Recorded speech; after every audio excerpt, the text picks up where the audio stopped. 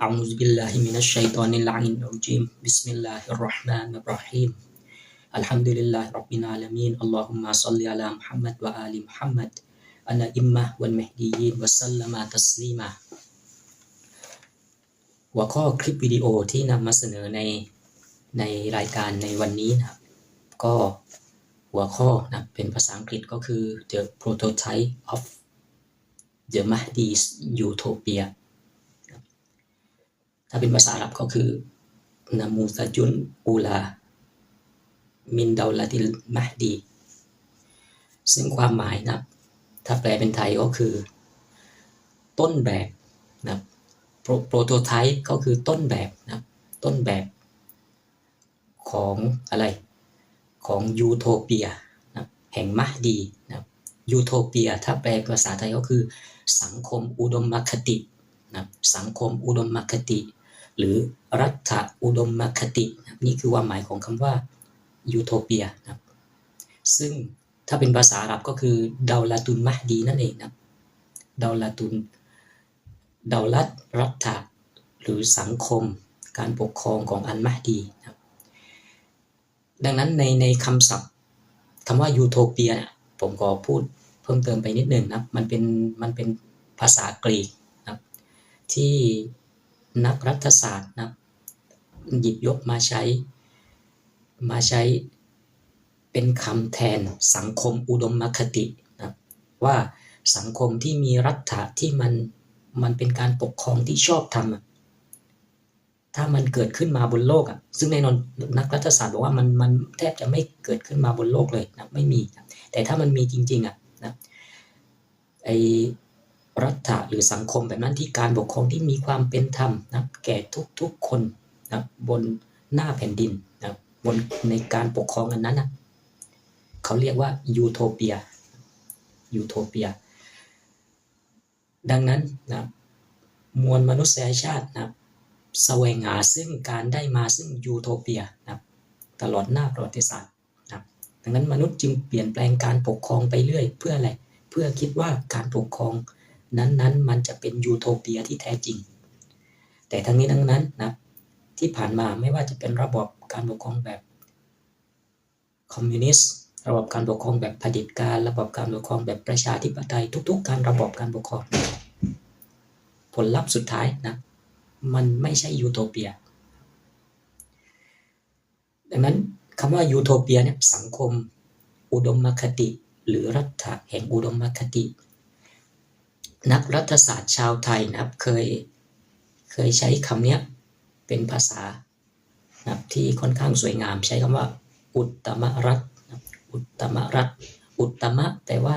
ความสมบูรณ์นะรัฐะที่มีความสมบูรณ์นะดังนั้นหัวข้อในวันนี้ก็คือโปรโตไทป์หรือว่าต้นแบบของอะไร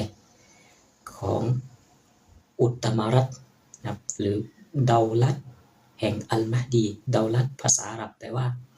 รัฐะการปกครองของอัลมะฮดีดังนั้นวันนี้เราจะมาพูดถึงท่านอบัส ซอดิก มินุสสลาม เราะห์มะฮ์จะนำเสนอในหัวข้อว่าอะไรคือต้นแบบของยูโทเปียหรือต้นแบบของดาวลัตอัลมะฮดีหรือต้นแบบของอุตตมรัฐลาฮาวลาวะลากุวะตะอิลลาบิลลาฮิลอาลีอะซีมท่านอบัส ซอดิก มินุสสลาม เราะห์มะฮ์ได้สนทนากับพระสหายที่ใกล้ชิดของท่านเป็นอย่างมากนะเป็นพระสหายเป็นเพื่อนกันตั้งแต่สมัยวัยรุ่นนะก็คือพระสหายโจเซฟนะพระสหายโจคนนี้โจเซฟเป็นเพื่อนของท่านอบัส ตั้งแต่คบค้าสมาคมกันตั้งแต่เป็นวัยรุ่นเลยนะตั้งแต่ยังเป็นเด็กๆนะเป็นวัยรุ่นกันนะแล้วก็จนกระทั่งว่าท่านอบัส ซอดิกนะประกาศศาลอันจำเริญนะแล้วก็ท่านก็เข้ามาเป็นนะอัครสาวกของท่านอบัส ซอดิก อับดุลลอฮ์ ฮาชิม มินุสสลาม เราะห์มะฮ์และตอนนี้ก็ได้อยู่กับท่านอบัส ซอดิกนะในชุมชนของท่านอบัส ซอดิก มินุสสลาม เราะห์มะฮ์นะพระสหายโจเซฟหรือว่าโจคนนี้ที่ท่านอบัส ซอดิกเรียกนะครับได้นั่งพูดคุยกับท่านอบัส ซอดิกนะครับแล้วก็ท่านอบัส ซอดิกได้นำเสนอหัวข้อนี้แก่พระสหายโจเซฟแล้วก็ผู้รับชมรับฟัง ที่ฟังคลิปวิดีโอของท่านครับท่านได้เริ่มต้นว่ามีบางคนนะได้สอบถามพวกเรานะมาว่าศาสนาของเราเนี่ยที่เรานำเสนออยู่นะมันมีอะไรที่แตกต่าง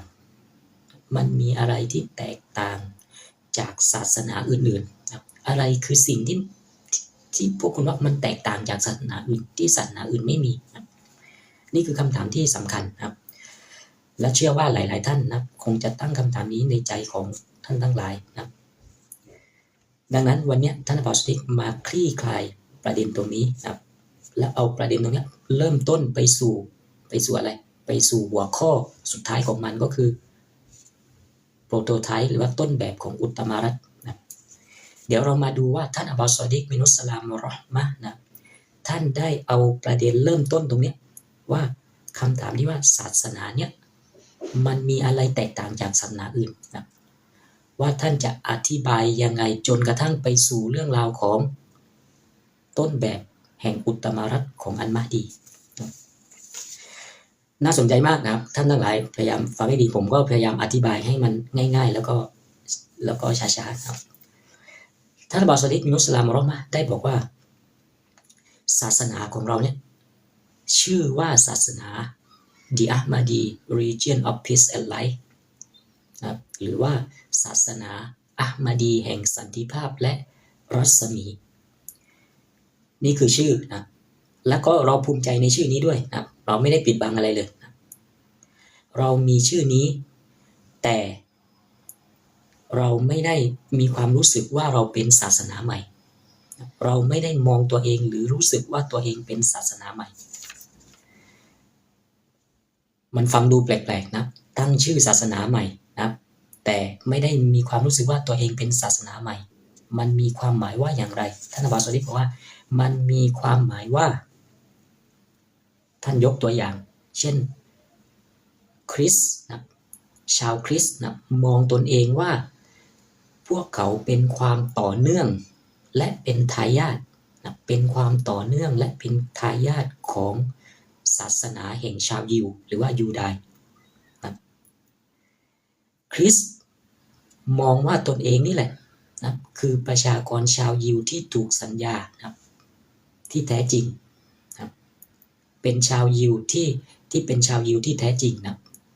ในพันธสัญญานะเช่นเดียวกันนะชาวอิสลามนะชาวมุสลิมนะ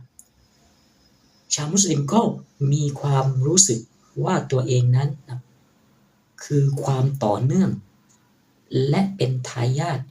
ของศาสดาอีซาหรือพระเยซูอะลัยฮิสสลามมุสลิมนะมองว่าตนเองนี่แหละคือทายาท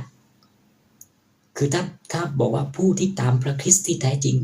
มุสลิมนี่แหละคือผู้ที่ตามพระคริสต์ที่แท้จริงไม่ใช่ชาวคริสต์ที่ปฏิเสธมุฮัมมัดที่เป็นชาวคริสต์ที่แท้จริงนี่คือในมุมมองของมุสลิม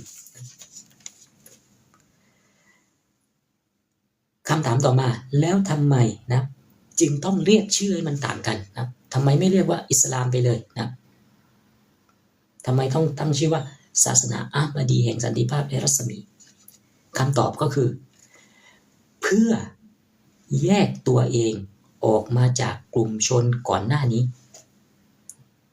เพื่อแยกตัวเองนะให้เห็นชัดเจนว่าแยกออกมาจากกลุ่มชนก่อนหน้านี้ก็คือมุสลิมกระแสหลักในวันนี้ครับเพราะอะไรเพราะชื่อยิว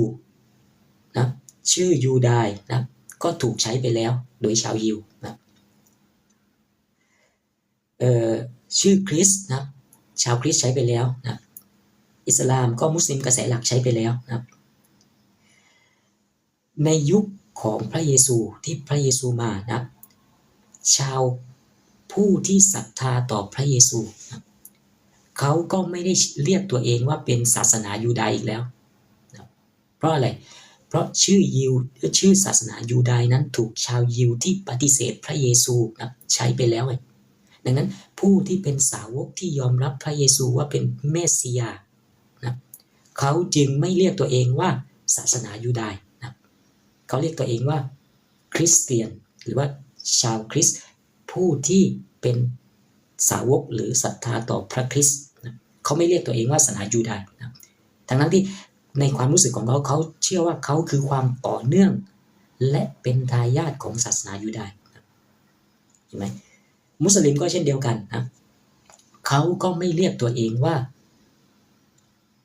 ชาวคริสต์นะไม่เรียกตัวเองว่าคริสเตียนเพราะอะไร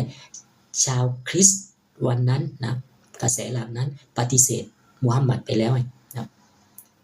เขาก็เลยเรียกตัวเองใหม่ว่าเป็นอิสลามหรือเป็นมุสลิมนะเพื่ออะไรทั้งนั้นโดยที่มุสลิมก็มีความรู้สึกว่าตัวเองคือความต่อเนื่องเป็นทายาทของพระเยซูคริสต์ดังนั้นนะด้วยตรรกะเนี้ย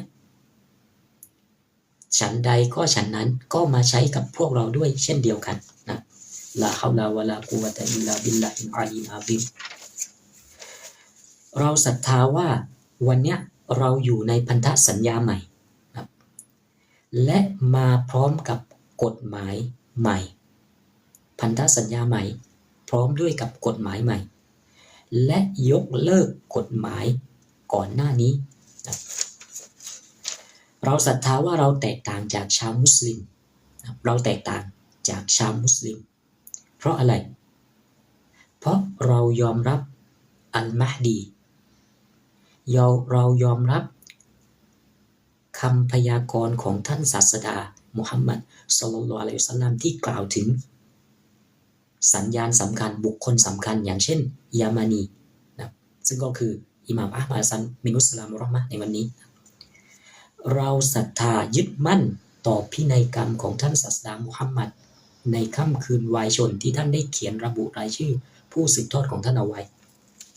ซึ่งสิ่งเหล่านี้ที่เรายึดมั่นศรัทธามุสลิมกระแสหลักไม่ได้ศรัทธามุสลิมกระแสหลักปฏิเสธในวันนี้เรามาด้วยกับอะห์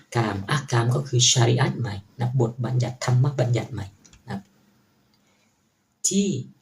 อัลมะฮดีนะได้นำมาซึ่งแน่นอนมันแตกต่างจากธรรมบัญญัติหรืออะห์กามของมุสลิมกระแสหลักในวันนี้แต่ทั้งนี้ทั้งนั้นนะย้ำอีกครั้งหนึ่งในความเป็นจริงนั้นนะ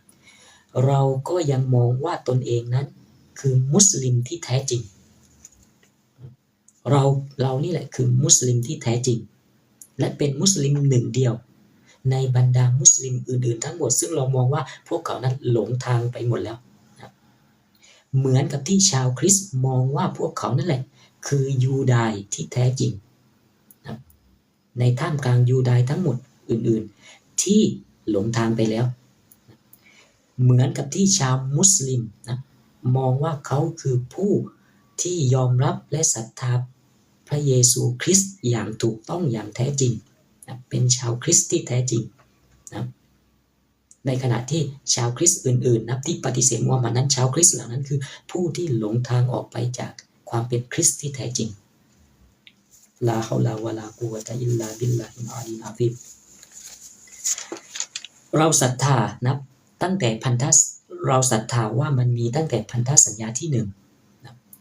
ตั้งแต่สร้างอาดัมมาเริ่มต้นพันธสัญญาที่1หลังจากนั้นพันธสัญญาที่2นะให้แก่โนอาห์หรือนบีนูห์อะลัยฮิสสลามหลังจากนั้นพันธสัญญาที่3ให้แก่อับราฮัมนะหรือนบีอิบรอฮีมอะลัยฮิสสลามพันธสัญญาที่4ให้แก่นะนบีโมเสสหรือมูซาอะลัยฮิสสลามพันธสัญญาที่5ให้แก่นบีอีสาหรือพระเยซูอะลัยฮิสสลามและพันธสัญญาที่6ให้แก่ศาสดามุฮัมมัดศ็อลลัลลอฮุอะลัยฮิวะซัลลัมและวันนี้นะพันธสัญญาที่7ให้แก่ผู้ที่เป็นมะฮดีที่1และอยู่ในตำแหน่งอัลยามานีนะซึ่งก็คืออิหม่ามอะห์มัด ฮัสซัน มินุสสลามเราะห์มะฮ์นั่นเองลาฮาวลาวะลากุวะตะอิลลาบิลลาฮิลอาลีลอาซิมเราศรัทธานะคล้ายกับชาวคริสต์นะคาทอลิกนะบางมุมมองนั้นนะเราศรัทธาคล้ายกับคาทอลิกคล้ายกันตรงไหนคล้ายกันตรงที่คาทอลิกนั้นเขาเชื่อว่าโลกใบนี้จะต้องมี เสียงของพระเจ้าอยู่ตลอดเวลานะบนโลกใบนี้ผู้ที่ทำหน้าที่เป็นโฆษกของพระเจ้านะหรือผู้นั้นก็คือเป็นผู้สืบทอดของพระเยซูคริสต์นะและเขาก็ยอมรับวันนี้ก็คือพระสันตะปาปาของพวกเขานะอย่างที่ท่านทั้งหลายรับทราบกันดีนะพระสันตะปาปาอยู่ในตำแหน่งเป็นโฆษกหรือเป็นพระสุรเสียงของพระเยซูคริสต์ในวันนี้นะดังนั้นเราจึงเชื่อคล้ายกับคาทอลิกว่าโลกใบนี้มันจะต้องไม่ว่างเว้นจากเสียงของพระเจ้าจากผู้ที่เป็นโฆษกหรือเป็นผู้ใดคือเป็นทูตของพระผู้เป็นเจ้านะหรือพูดอีกอย่างหนึ่งก็คือผู้ที่ทำหน้าที่เป็นกระบอกเสียงหรือเป็นพระเจ้าในบรรดาสิ่งถูกสร้างนะอัลลอฮ์ฟินคอนนะแต่เราก็ไม่ได้เหมือนคาทอลิกตรงที่อะไรตรงที่เราไม่ได้มองว่าผู้ที่เป็นกระบอกเสียงหรือเป็นตัวแทนของพระเจ้านั้นเป็นพระเจ้าคาทอลิกมองพระเยซูเป็นพระเจ้าเราไม่ได้มองเช่นนั้นเรามองว่าพวกที่เป็นตัวแทนของพระเจ้าคือสิ่งถูกสร้างของพระเจ้าเหมือนกันนะเราศรัทธาว่าผู้ที่เป็นตัวแทนของพระเจ้ามันเปรียบดั่งกับภาชนะนะที่อะไรที่บรรจุที่ใส่พระวิญญาณบริสุทธิ์แห่งพระเจ้าลงไปนะและเราเชื่อว่าพระเจ้าสร้างโลกนี้และสร้างวิญญาณต่างๆนะให้เกิดขึ้นมาให้อยู่บนโลกนี้นะพระเจ้าสร้างนะและพระเจ้าให้มีวิญญาณหนึ่งนะที่พระเจ้าสร้างนั่นแหละนะเป็นวิญญาณที่เป็นอมตะเป็นวิญญาณที่ดั้งเดิมนะและเป็นวิญญาณที่ไม่ตายนะเป็นวิญญาณที่ดำรงอยู่เสมอมาบนโลกใบนี้นะและเป็นวิญญาณที่ทำหน้าที่ปกครองโลกนี้นะปกครองผู้ศรัทธาเป็นวิญญาณอันศักดิ์สิทธิ์เขาเรียกว่าพระวิญญาณอันบริสุทธิ์นะและวิญญาณนี่แหละถูกเป่าลงไปในภาชนะที่ชื่อว่าอาดัมอะลัยฮิสสลามและเมื่ออาดัมจากไปนะพระวิญญาณนี้ก็ส่งต่อไปเพราะพระวิญญาณนี้อมตะนะส่งต่อไปยังทายาทผู้สืบทอดของอาดัมเรื่อยมาอย่างไม่ขาดสายนะส่งต่อไปยังตัวแทนของพระผู้เป็นเจ้าหรือคอลิฟะของพระเจ้าบนหน้าแผ่นดินตลอดมาจนกระทั่งถึงปัจจุบันนี้นะนี่คือความเชื่อของเราเดิมทีเมื่ออาดัมจากไปนะพระวิญญาณนี้ควรถูกส่งไปที่อาเบลนะอาบีลลูกชายของอาดัมในฐานะผู้สืบทอดแต่ว่าเกิดกรณีการปรงพระชนนะอาเบลขึ้นก่อนโดยน้องชายนะก็คือเซธนะเซธปรงพระชนนะน้องชายนะแล้วก็ถูกจับได้นะไม่ใช่ว่าปรงพระชนแล้วถูกจับไม่ได้นะไอเนี้ยปรงพระชนแล้วถูกจับได้นะเป็นที่รู้กันว่าน้องชายฆ่าพี่ชายเพื่ออะไรด้วยความอิจฉาริษยาอยากได้ตำแหน่งนะหลังจากที่เซธสังหารอาเบลซึ่งเป็นการสังหารเป็นการฆาตกรรมมนุษย์ครั้งแรกบนโลกนี้นะวิญญาณบริสุทธิ์เมื่ออาดัมจากไปก็ส่งไม่ใช่เซธฆ่านะเซธคือผู้รับช่วงต่อนะคนที่ฆ่าคือคาอินนะคาอินฆ่าอาเบลเมื่อกี้พูดผิดนะคาอินฆ่าอาเบลแล้วก็พอคาอินฆ่าอาเบลนะแทนที่พระวิญญาณนั้นเมื่ออาดัมจากไปจะส่งทอดต่ออาเบลนะก็ส่งต่อไปยังใครส่งต่อไปยังนะน้องชายของอาเบลอีกคนซึ่งไม่ใช่คาอินนะเพราะคาอินคือผู้ฆาตกรรมอาเบลนะส่งต่อไปยังเซธนะน้องชายเพราะฉะนั้นเซธก็ส่งต่อไปเรื่อยๆมาจนกระทั่งถึงโนอาห์นะส่งต่อไปจนกระทั่งถึงนะเรื่อยมานะอิบราฮิมอิสฮักยาคูบโยเซฟนะอิบราฮิมโมเสสโยชูวาบุตรนูนเรื่อยมาจนกระทั่งถึงพระเยซูจากพระเยซูแล้วส่งต่อไปยังซีโมนเปโตรนะส่งต่อมาจนกระทั่งถึง ถึงใครถึงมุฮัมมัดศ็อลลัลลอฮุอะลัยฮิวะอาลิฮิวะซัลลัมนะและส่งต่อจากมุฮัมมัดนะไปยังใครอิหม่ามอาลีอิหม่ามฮัสซันอิหม่ามฮุเซนไปเรื่อยมาจนกระทั่งถึงอิหม่ามท่านที่12นะหลังจากนั้นยังมีต่อนะจ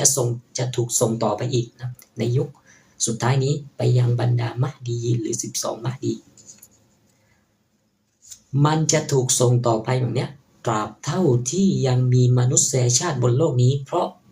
พระเจ้าไม่ให้พระวิญญาณอันศักดิ์สิทธิ์พระวิญญาณแห่งการปกครองนะหมดไปจากโลกนี้ตราบเท่าที่ยังคงมีมนุษยชาติอยู่นะอันเนี้ยจะถูกส่งต่อไปยังมนุษย์ผู้เป็นตัวแทนต่อไปนะลาฮาวลาวะลากุวะตะอิลลาบิลลาฮิลอาลีลอาซีมดังนั้นนะคำถามต่อมาก็คือเราจะรู้ได้อย่างไรว่าใครคือผู้สืบทอดที่แท้จริงใครคืออาดัมแห่งยุคสมัยที่แท้จริงนะโอเคในยุคแรกนะเรารู้เมื่อคาอินสั่งงานอาเบลนะแทนที่จะส่งไปผ่านอาเบลนะอาดัมก็นะส่งไม้ต่อนะพระวิญญาณบริสุทธิ์เข้าไปอยู่ในน้องชายของอาเบลก็คือเซธนะส่งต่อไปนะแล้วในวันนี้นะเราจะรู้ได้อย่างไรนะว่าใครคือผู้สืบทอดนะใครคือผู้รับช่วงต่อนะท่านอับดุล ซอดิก มินุสสลาม เราะห์มะฮ์บอกว่าหลักการที่จะพิสูจน์ว่าใครคือผู้รับพระวิญญาณอันบริสุทธิ์เนี้ยในยุคสมัยใดก็ตามนะแม้กระทั่งยุคสมัยเนี้ยถ้าเราจะรู้ด้วยกับกฎการพิสูจน์ความเป็นฮุจญะห์นะกฎการพิสูจน์ความเป็นผู้ที่เป็นข้อพิสูจน์แห่งพระเจ้านะอาจจะงงหนึ่งอาจจะงงนิดหนึ่งกฎแห่งการพิสูจน์ผู้ที่เป็นข้อพิสูจน์แห่งพระเจ้านะและกฎนี้นะก็ถูกยืนยันไว้ในอัลกุรอานถูกยืนยันไว้ในคัมภีร์นะก่อนหน้านี้นะทั้งหมดรวมถึงบรรดาริวายัตคำรายงานต่างๆของมุฮัมมัดและวงวานแห่งมุฮัมมัดอะลัยฮิมุสสลามนะหนึ่งในกฎนี้นะกฎนี้มี3ข้อหนึ่งในนั้นคือพินัยกรรมนะพินัยกรรมของท่านศาสดามุฮัมมัดศ็อลลัลลอฮุอะลัยฮิวะซัลลัมที่ได้เขียนระบุรายชื่อผู้สืบทอดของท่านเอาไว้ในค่ำคืนสุดท้ายก่อนที่ท่านจะจากโลกนี้ไปนะและท่านยืนยันการันตีว่ามันจะปกป้องมวลมนุษย์ปกป้องผู้ที่ศรัทธาต่อพินัยกรรมนี้ไม่ให้หลงทางนะและไม่มีใครอ้างได้นะต่อพินัยกรรมอันนี้ว่าเขาเป็นบุคคลนั้นนอกจากเขาจะต้องเป็นตัวจริงนะไม่เช่นนั้นนะเขาจะต้องถูกตัดชีวิตอัลลอฮ์จะเล่นงานเขาโดยทันทีนะดังนั้นผู้ที่มาอ้างรายชื่อในพินัยกรรมนั้นคนแรกในรายชื่อใดๆในพินัยกรรมนี้คือตัวจริงเท่านั้นจะไม่มีตัวปลอมเข้ามาสวมรอยแอบอ้างได้เราศรัทธาว่าในพินัยกรรมเนี้ยมีตั้งแต่อิหม่ามอาลีเรื่อยมาจนกระทั่งถึงอิหม่ามท่านที่12คืออิหม่ามมะฮดีนะและอิหม่ามมะฮดีหรือมุฮัมมัดนะที่ชื่อมุฮัมมัดบุตรของอิหม่ามท่านที่11คืออิหม่ามฮัสซัน อัสการีอะลัยฮิมุสสลามนะอิหม่ามท่านที่12ยังคงดำรงอยู่บนโลกนี้ยังมีชีวิตอยู่และอยู่อย่างดีนะไม่ได้จากโลกนี้ไปนะยังดำรงอยู่เรื่อยมาจนกระทั่งถึงวันนี้นะและเขาได้ส่งวันนี้ได้ส่งผู้ที่เป็นมะฮดีท่านที่1หรืออัลยามานีนะก็คืออะห์มัดนะออกมาข้างหน้าส่งอับดุลลอฮ์ออกมาในฐานะเป็นตัวแทนเป็นโฆษกของท่านนะและผู้เป็นอับดุลลอฮ์ก็คือท่านอับบาส ซอดิก อับดุลลอฮ์ ฮาชิม อิสลาม เราะห์มะฮ์ผู้เป็นมะฮดีท่านที่2นะดังนั้นทั้งอิหม่ามอะห์มัดและท่านอับบาส ซอดิก อับดุลลอฮ์ ฮาชิม มินฮุสสลามทั้ง2ท่านนี้นะก็ได้อ้างไปยังตำแหน่งมะฮดีที่1ในรายชื่ออะห์มัดในรายชื่ออับดุลลอฮ์นะมา10 ปีแล้วนะ ท่านอับบาสซอดีกอ้างสิ่งนี้มา10 ปีแล้วนะเป็นคนแรกที่อ้างไปยังรายชื่ออับดุลลอฮ์และมะฮดีที่2ที่อยู่ในพินัยกรรมนี้ดังนั้นเป็นที่แน่ชัดว่าถ้าเขาเป็นตัวปลอมนะจะต้องถูกพระเจ้าตัดชีวิตแต่อันเนี้ยการดาวะของท่านกับแพร่หลายขจรกระจายไปทั่วทั้งโลกแล้วจนกระทั่งถึงวันนี้นะ10 ปีแล้วนะ10 กว่าปีแล้วดังนั้นท่านบอสลิกบอกว่าฉันวันนี้ก็ทำหน้าที่เป็นโฆษกนะให้แก่พันธสัญญาที่7นี้และฉันพูดในนามใครในนามของอิหม่ามอะห์มัดมะฮดีท่านที่1และในนามของอิหม่ามท่านที่12อิหม่ามมุฮัมมัดบินฮัสซันอัลอัสการีอะลัยฮิมุสสลาม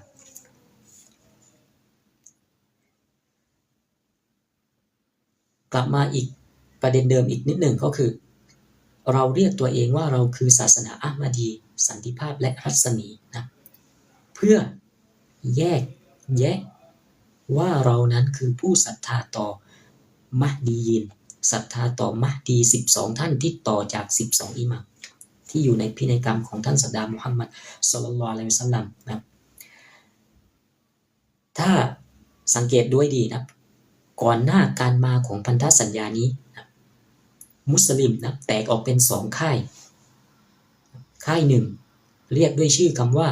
ซุนนีค่ายหนึ่งถูกเรียกด้วยชื่อกับคำว่าชีอะห์นะมุสลิมซุนนีและมุสลิมชีอะห์ใช้ชื่อแตกต่างกันแต่เป็นมุสลิมเหมือนกันนะเป็นอ้างอิสลามเหมือนกันนะเพื่ออะไรที่เขาต้องเรียกว่าฉันคือมุสลิมซุนนีฉันคือมุสลิมชีอะห์เพื่อต้องการแยกแยะว่าความเชื่อหลังจากท่านศาสดาจากไปนั้นเชื่อในเรื่องราวของผู้สืบทอดต่างกันนะซุนนีไม่ได้เชื่อในเรื่องราวของอิหม่ามทั้ง12ท่านนะ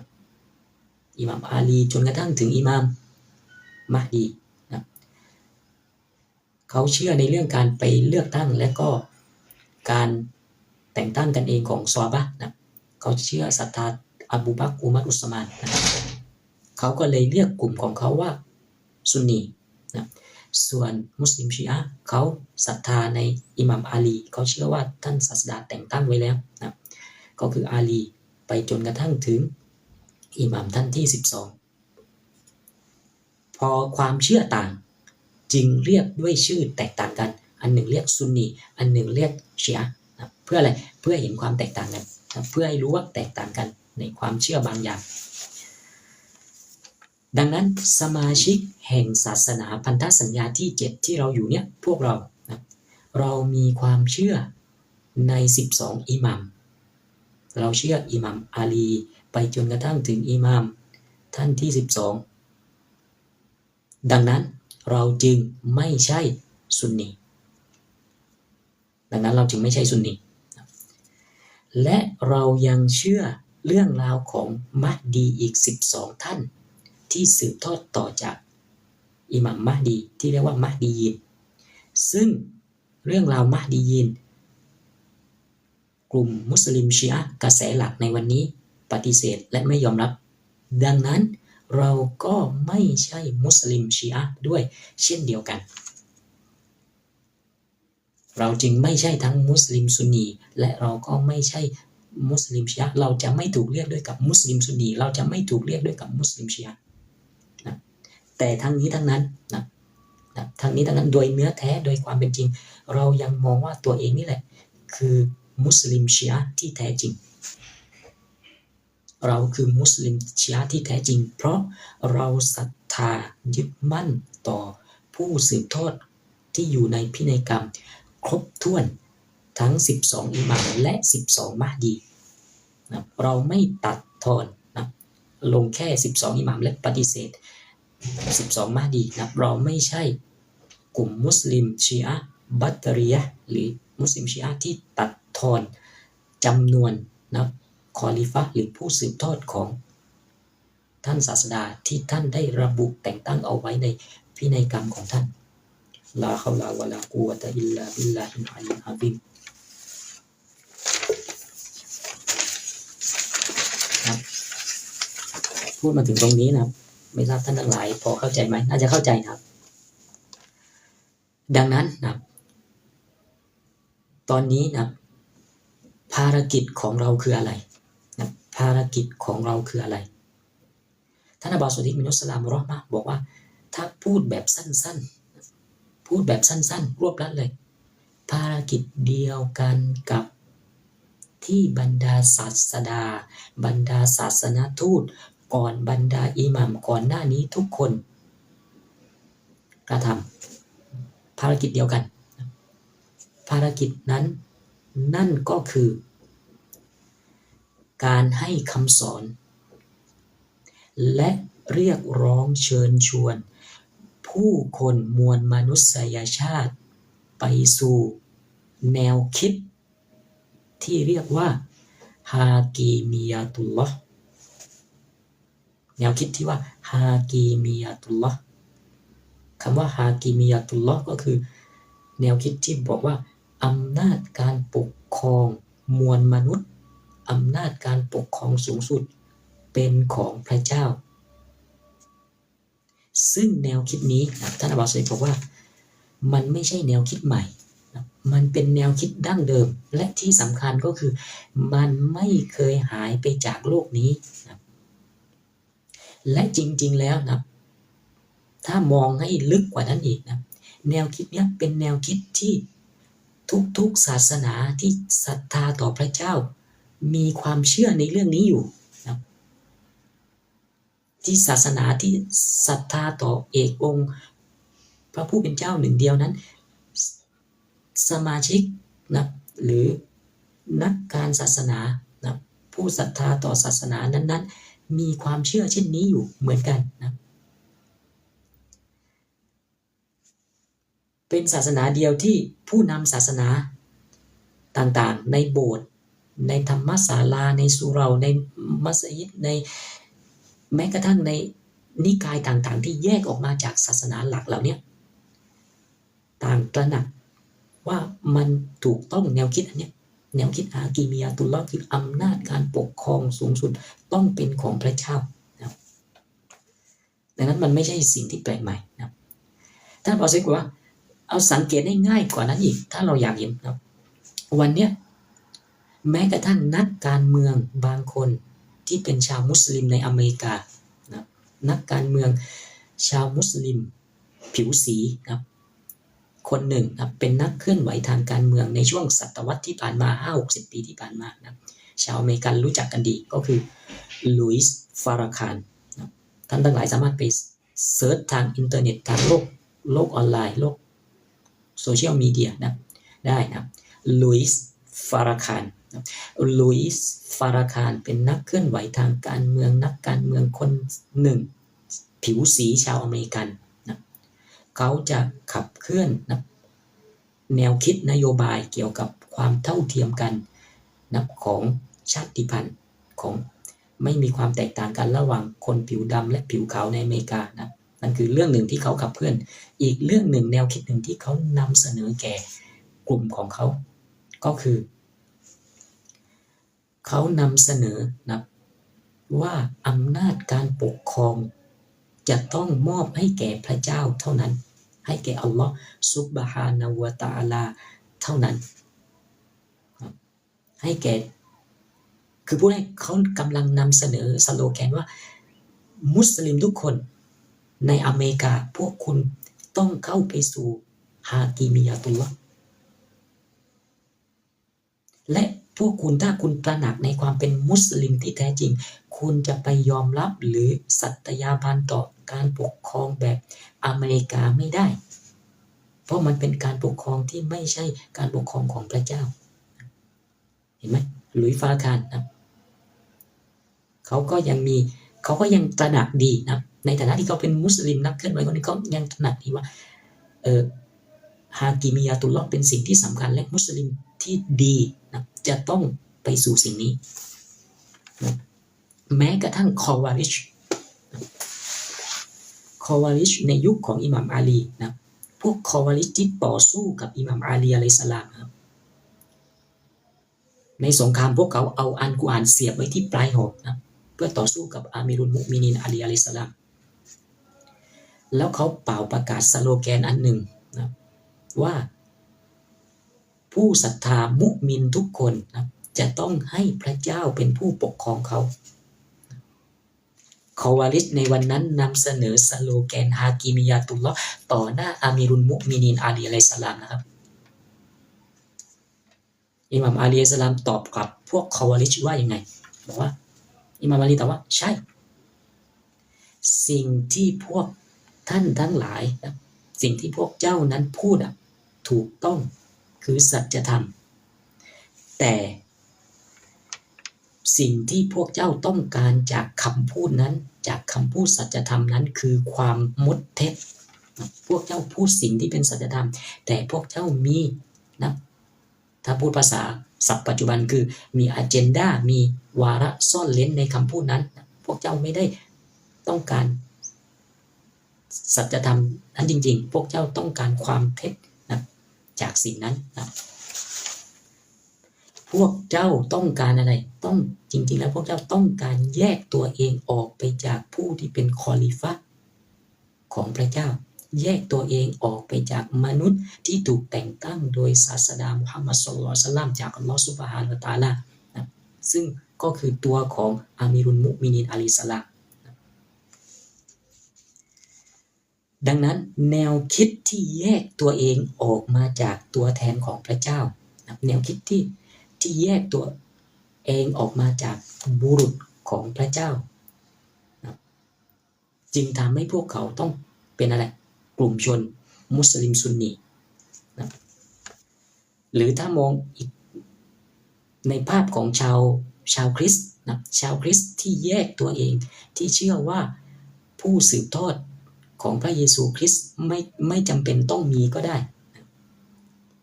มีแค่พระเยซูคริสต์อย่างเดียวก็พอครับ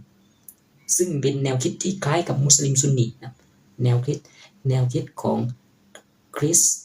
โปรเตสแตนต์นะคล้ายกันเลยครับดังนั้นแนวคิดของมุสลิมซุนนีแนวคิดของโปรเตสแตนต์หรือแม้กระทั่งพวกคอวาลิชเองนะหรือหลุยส์ฟาราคานเองก็ตามนะพวกเขานะโดยการกระทำของพวกเขาแล้วนะโดยความเป็นจริงแล้วพวกเขาไม่ต่างกันนะซุนนีนะเขาบอกว่าผู้สืบทอดของท่านศาสดามูฮัมหมัดนะไม่ต้องถูกแต่งตั้งนะเขาแยกตัวเองออกมาจากการบุรุษที่เป็นผู้สืบทอดที่ถูกแต่งตั้งโปรเตสแตนต์ก็เชื่อเหมือนกับ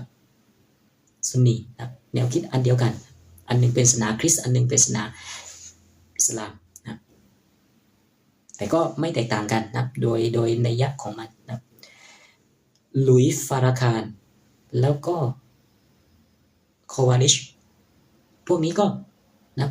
นำเสนอแค่สโลแกนนะแต่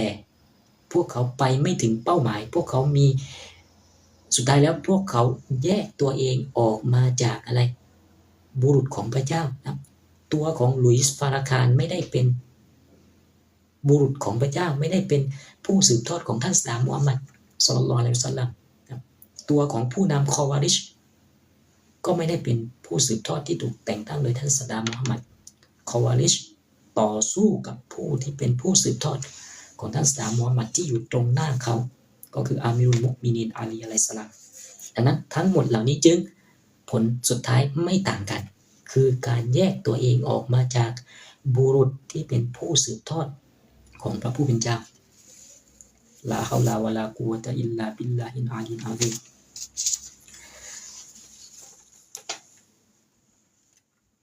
ที่กล่าวมาทั้งหมดนี้นะท่านอับดุลลาห์บอกว่า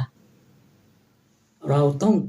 ที่พูดถึงเรื่องหลุยส์ฟาราคานที่พูดถึงเรื่องคอวาริชที่พูดถึงเรื่องของโปรเตสแตนต์เรื่องของแนวคิดของซุนนีนะ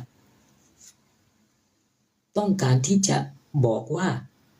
แนวคิดฮากีมียาตุลลอฮ์หรืออำนาจการปกครองสูงสุดเป็นของพระเจ้านั้นนะจะต้องไม่แยกตัวเองออกจากตัวแทนของพระผู้เป็นเจ้านะต้องเชื่อว่าพระเจ้าเท่านั้นที่เป็นผู้แต่งตั้งผู้สืบทอดนะของพระองค์ได้และสิ่งนี้นะคือหัวใจหลักของทุกๆศาสนาที่กล่าวมาทั้งหมด ลาฮาวลาวะลากุวะตะอิลลาบิลลาฮิลอาลีอาซีมท่านอับดุลซอดิกบินุสสลามเราะห์มะห์กล่าวต่อไปว่าสิ่งเดียวที่ทำให้พวกเรานะศาสนาอะห์มะดีแห่งสันติภาพและรัศมีนะแตกต่างจากพวกเขานะเพราะอะไรเพราะพวกเรานะก็แต่งตั้งพวกเราก็มีสโลแกนนะสโลแกนฮากิมียะตุลลอฮ์เหมือนกับหลุยส์ฟาราคานเหมือนกับคอวาริชนะแต่สิ่งที่เราแตกต่างจากพวกเขาตรงที่กลุ่มของเราผู้นำของเรานะมีพระวิญญาณอันบริสุทธิ์นะที่เป็นอมตะเหล่านี้อยู่ในผู้นำของเรานะผู้นำของเราคือภาชนะที่รองรับพระวิญญาณบริสุทธิ์นั้นและเขาก็สำแดงออกมาด้วยกับความรู้อันมากมายและการอ้างไปยังพินัยกรรมของท่านศาสดามุฮัมมัดศ็อลลัลลอฮุอะลัยฮิวะซัลลัมดังนั้นโดยสรุปแล้วนะถ้าบุรุษใดก็ตามนะมาด้วยกับ3ข้อพิสูจน์อันเนี้ย3ประการข้อพิสูจน์3ประการ1อ้างไปยังพินัยกรรมของท่านศาสดามุฮัมมัดศ็อลลัลลอฮุอะลัยฮิวะซัลลัมหรือศาสดาก่อนหน้านะ2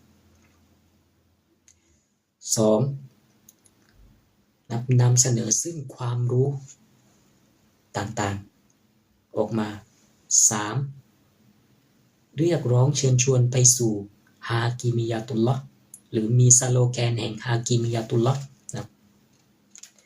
ถ้ามีครบทั้ง3นะบุรุษนั้นคือผู้ที่เป็นผู้สืบทอด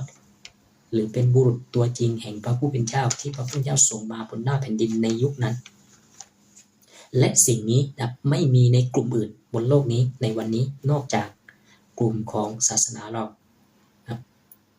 ซึ่งผู้นำของเราคืออิหมัมมะฮดีมีสิ่งนี้นะผู้นำของเราคือ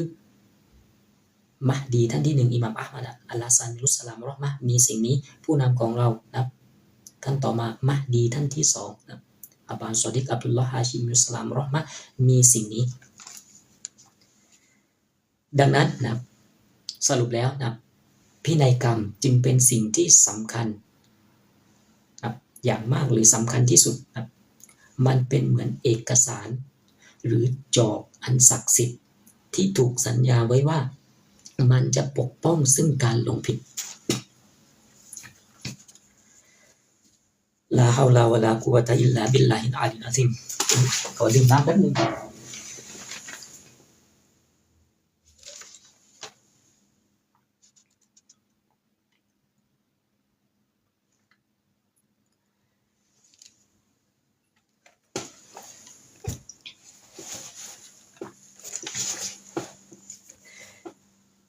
ดังนั้นนะ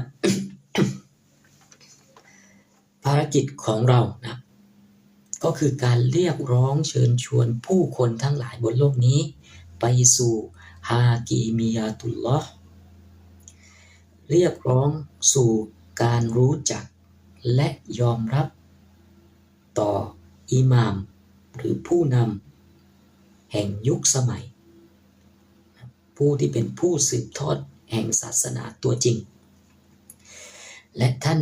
ศาสดามุฮัมมัดศ็อลลัลลอฮุอะลัยฮิวะซัลลัมเคยกล่าวเอาไว้อย่างชัดเจนเลยนะผู้ใดก็ตายผู้ใดก็ตาม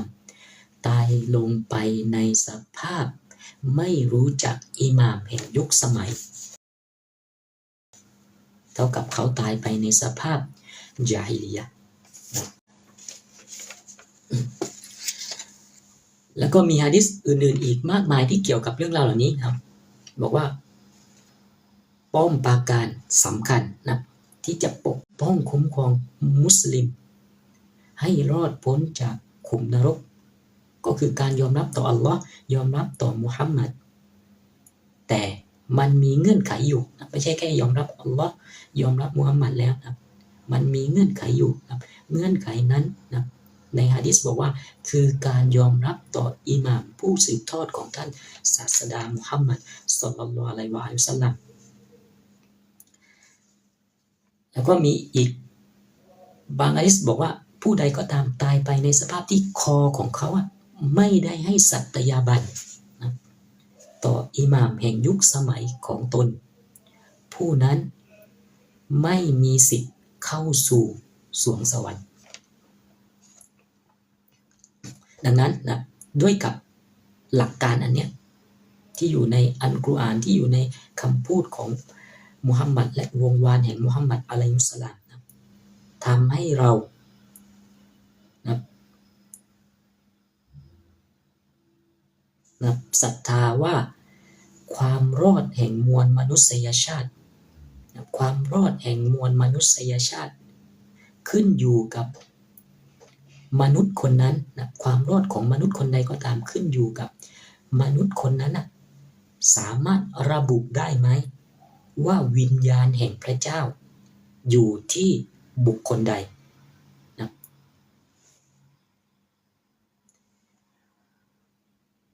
ท่านทั้งหลายเข้าใจใช่ไหมครับก็คือความรอดของคนคนหนึ่ง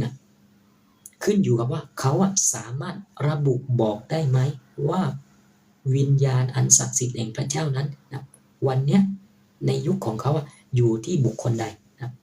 ถ้าเขาไม่สามารถระบุได้และเขาไม่สามารถระบุไม่ได้แล้วหรือ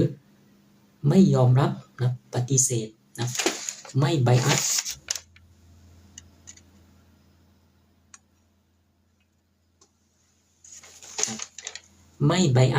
ให้สัตยาบันต่อบุรุษนั้นนะเท่ากับเขาอยู่ในฐานะของผู้ที่กำลังตั้งภาคีนะ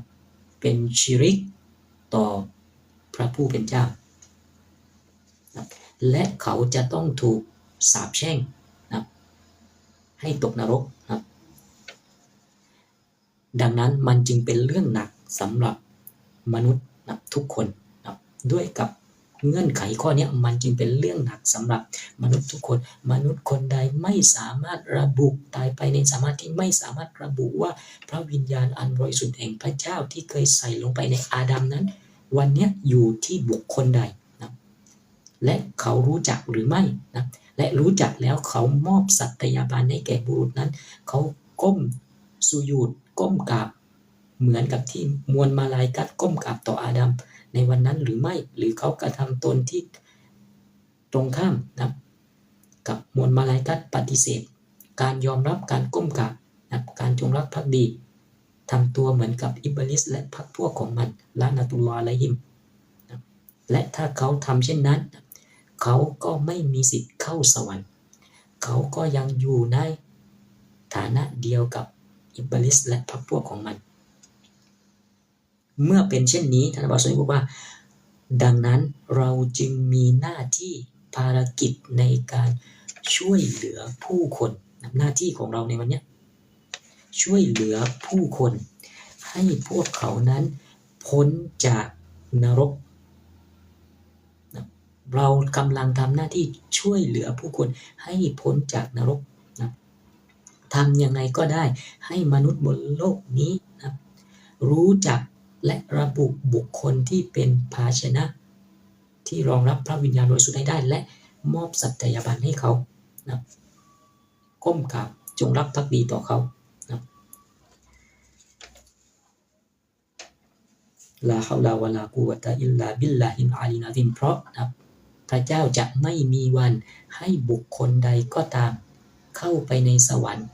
ในขณะที่เขายังมีข้อหาคดีเดียวกับอิบลิสซึ่งถูกเตะออกจากสวรรค์ลาฮาวลาวะลากุวะตะอิลลาบิลลาฮิลอาลีอะซีม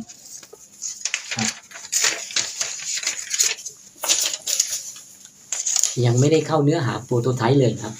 นี่แค่ครึ่งเดียวครับเดี๋ยวท่านอับบาส ซอลิห์ บิน อัสลาม รอฮ์มะฮ์จะพาไปสู่เนื้อหาตรงนี้ครับท่านอับบาส ซอลิห์ บิน อัสลาม รอฮ์มะฮ์บอกว่า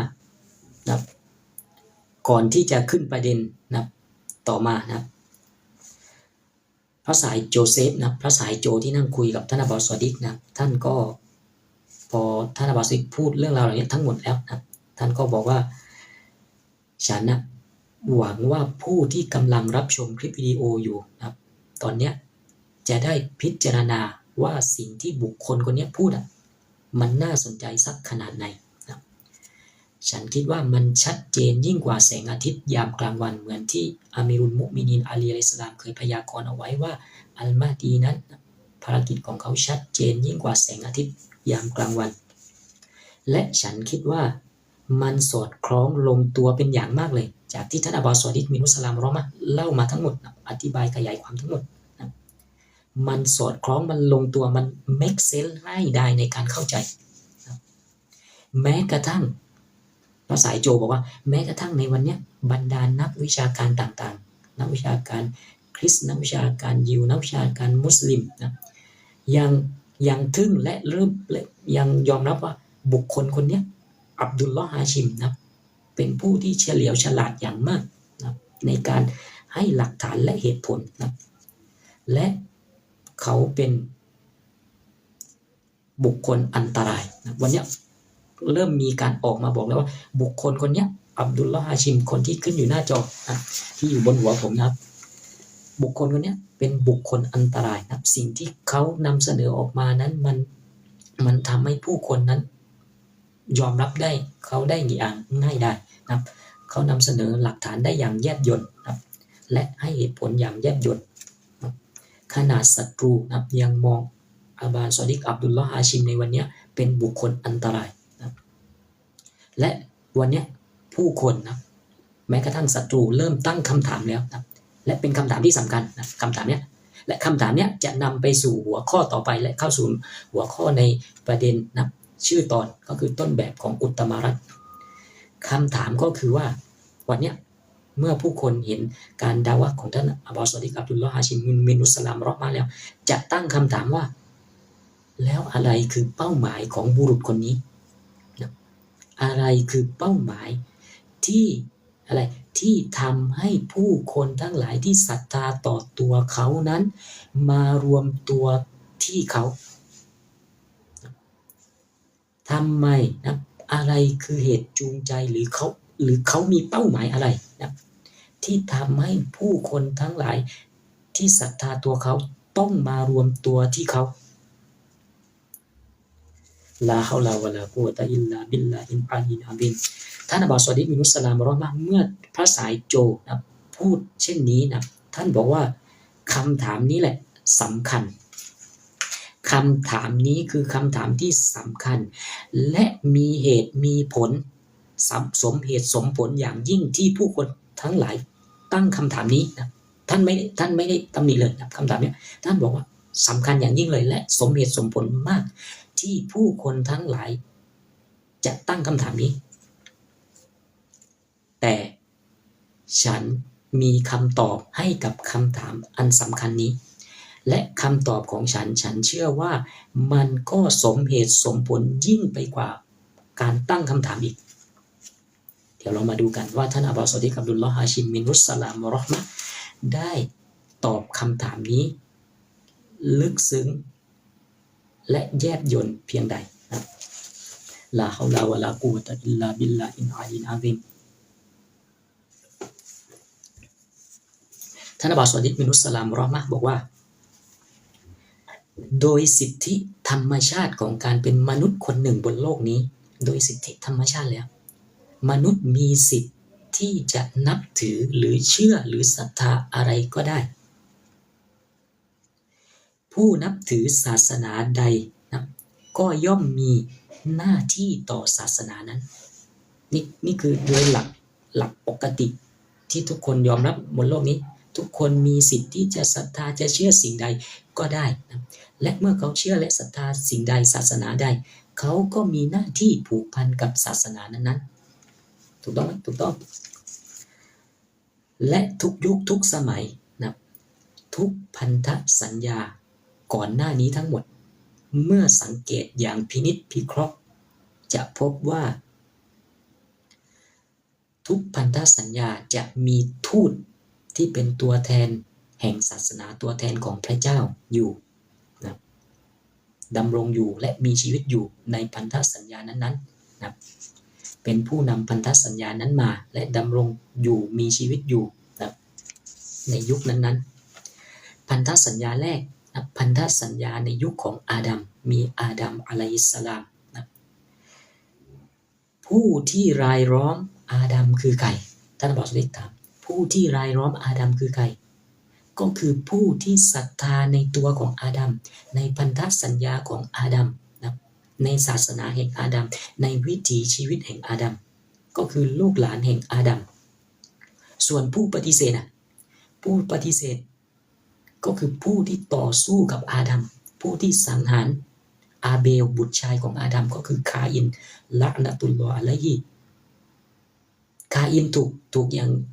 กทำอย่างไรอาดัมเนรเทศคาอินออกไปให้ไกลจากสังคมของตัวของเขาอาดัมเนรเทศจากความผิดที่คาอินนั้นสังหารอาเบลนะการฆาตกรรมอันยิ่งใหญ่ครั้งแรกนั้นนะทำให้อาดัมนะ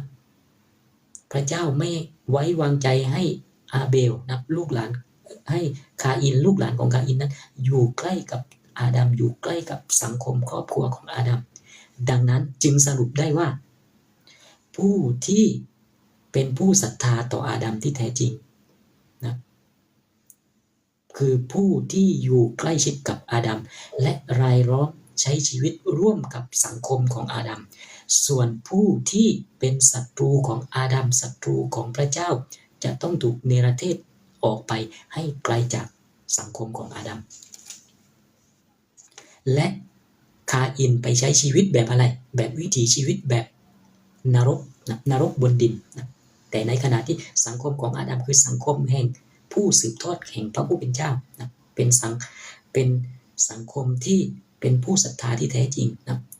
นอกสังคมอาดัมไปคือสังคมของคาอินสังคมของคาอินคือสังคมนรกบนดินพอมาดูในยุคพันธสัญญาที่2พันธสัญญาของสมัยของโนอาห์หรือนบีนูห์อะลัยฮิสสลามผู้อยู่ใต้ความเมตตาของพระเจ้าก็คือผู้ที่ร่วมกันสร้างเรือของนบีนูห์ร่วมกันกับนบีนูห์สร้างเรือและได้ขึ้นเรือนั่นคือผู้ที่ได้รับเมตตาจากพระผู้เป็นเจ้าส่วนนอกเหนือจากนั้นคืออะไรผู้ที่จมน้ำนอกเหนือจากนั้นคือผู้ที่ถูกลงโทษผู้ที่ถูกทำให้จมน้ำนะซึ่งก็คือการถูกลงโทษนะผู้ที่ขึ้นเรือคือผู้ที่ศรัทธานะผู้ที่ขึ้นเรือคือผู้ที่อยู่ใกล้ชิดกับนบีโนอาห์อะลัยฮิสสลาม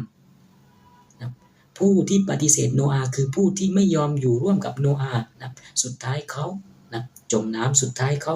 คือการถูกลงโทษนะประตูเรือนะนบีนูห์อะลัยฮิสสลามเปิดให้แก่ทุกคนนะเปิดให้แก่ทุกคนนะแม้กระทั่งสรรพสัตว์ก็ได้ขึ้นนะ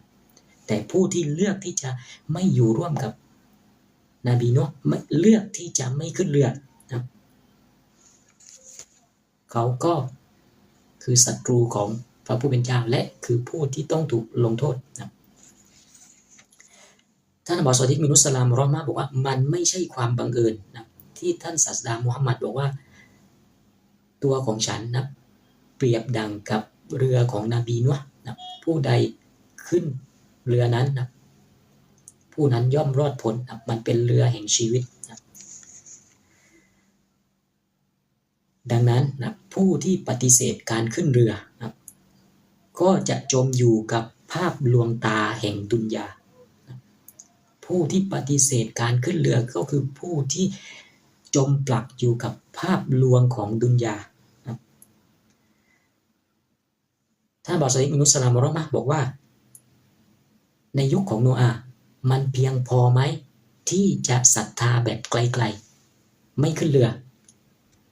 ศรัทธาไกลๆนะไม่ขึ้นเรือสุดท้ายก็จมน้ำดังนั้นไม่พอนะดังนั้นท่านอับดุลซอดิก มินุสลามรอห์มะห์บอกว่ายกมาแค่พันธสัญญาอาดัมและพันธสัญญาของโนอาห์นะท่านบอกว่ามันชัดเจนเหลือเกินแค่สองพันธสัญญาเนี่ยมันชัดเจนเหลือเกินว่าไม่มีทางที่ผู้ศรัทธาที่แท้จริงผู้ศรัทธาที่ต้องการจะรอดพ้น ที่เขาจะศรัทธาไกลๆนะและเขาไม่ไปหาไม่ไปอยู่รายล้อมไปใช้ชีวิตร่วมกันกับบุรุษของพระเจ้าไม่เพียงพอลาฮาวลาวะลากุวะตะอิลลาบิลลาฮิลอาลีลอะซีมยังไม่จบนะมาดูพันธสัญญาของนบีอิบราฮิมพันธสัญญาของที่3นะให้แก่อับราฮัมหรืออิบราฮิมอะลัยฮิสสลามผู้ที่อยู่ร่วมกับอิบราฮิมอะลัยฮิสสลามนะอยู่กันเป็นสังคมเป็นครอบครัวคือครอบครัวลูกหลานของนบีอิบราฮิมนะและพระเจ้าก็มอบดินแดนให้แก่อิบราฮิมอะลัยฮิสสลามนะ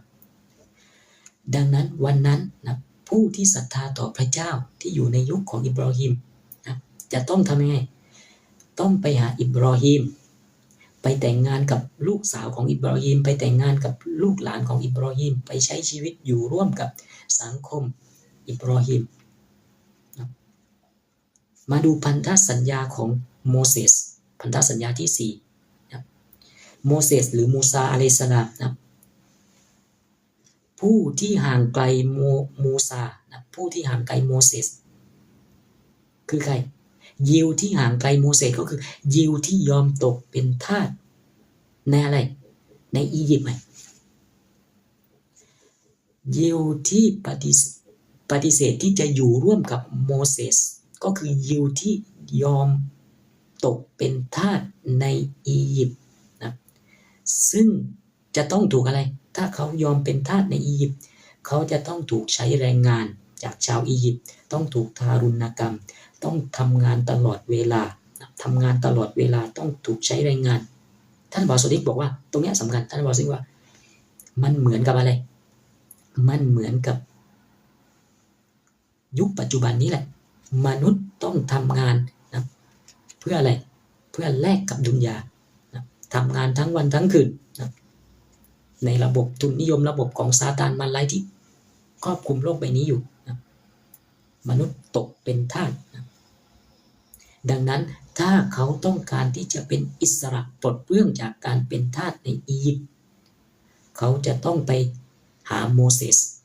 ไปอยู่ร่วมกับโมเสสเดินตามหลังโมเสสนะให้โมเสสพาเขาออกไปจากแผ่นดินอันเป็นทาสแผ่นดินอียิปต์นะลาฮาวลาวะลากุวะตะอิลลาบิลลาฮิลอาลีลอะซีมและท่านบอกใช่ว่ามันคือความเป็นทาสแห่งดุนยานะท่านบอกใช่บอกว่าแน่นอนล่ะนะอาจจะชาวอียิปต์ชาวยิวในวันนั้นนะที่ติดตามชาวบานีอิสราเอลนะครับชาวบานีอิสราเอลที่ติดตามโมเสสไปในวันนั้นอาจจะกินดีอยู่ดีไม่เท่ากับอยู่ที่อียิปต์การกินภายนอกอาจจะกินดีอยู่ดีไม่เท่าต้องไปอยู่ในแคมป์นะโมเสสพานะไปยังถิ่นทุรกันดารข้ามทะเลนะข้ามทะเลไปอยู่ในถิ่นทุรกันดารไปตั้งแคมป์นะการกินอยู่อาศัยนะปัจจัย4อาจจะไม่สมบูรณ์เท่ากับอยู่ในอียิปต์แต่นะพวกเขาก็เป็นอิสระจากอะไรอิสระจากการอยู่ภายใต้ทรราชในรัฐของฟิรอูนในรัฐของฟาโรห์ละนะตุลลอฮ์อะลัยฮิมลาฮาวลาวะลากุวะตะอิลลาบิลลาฮิลอาลีลอะซีมพันธสัญญาต่อมาพันธสัญญาของพระเยซูนะพันธสัญญาที่5นะพระเยซูหรือนบีอีสาอะลัยฮิสสลามนะท่านเดินไปมาในสังคมนะในวันนั้นซึ่งถูกปกครองโดยโรมันนะ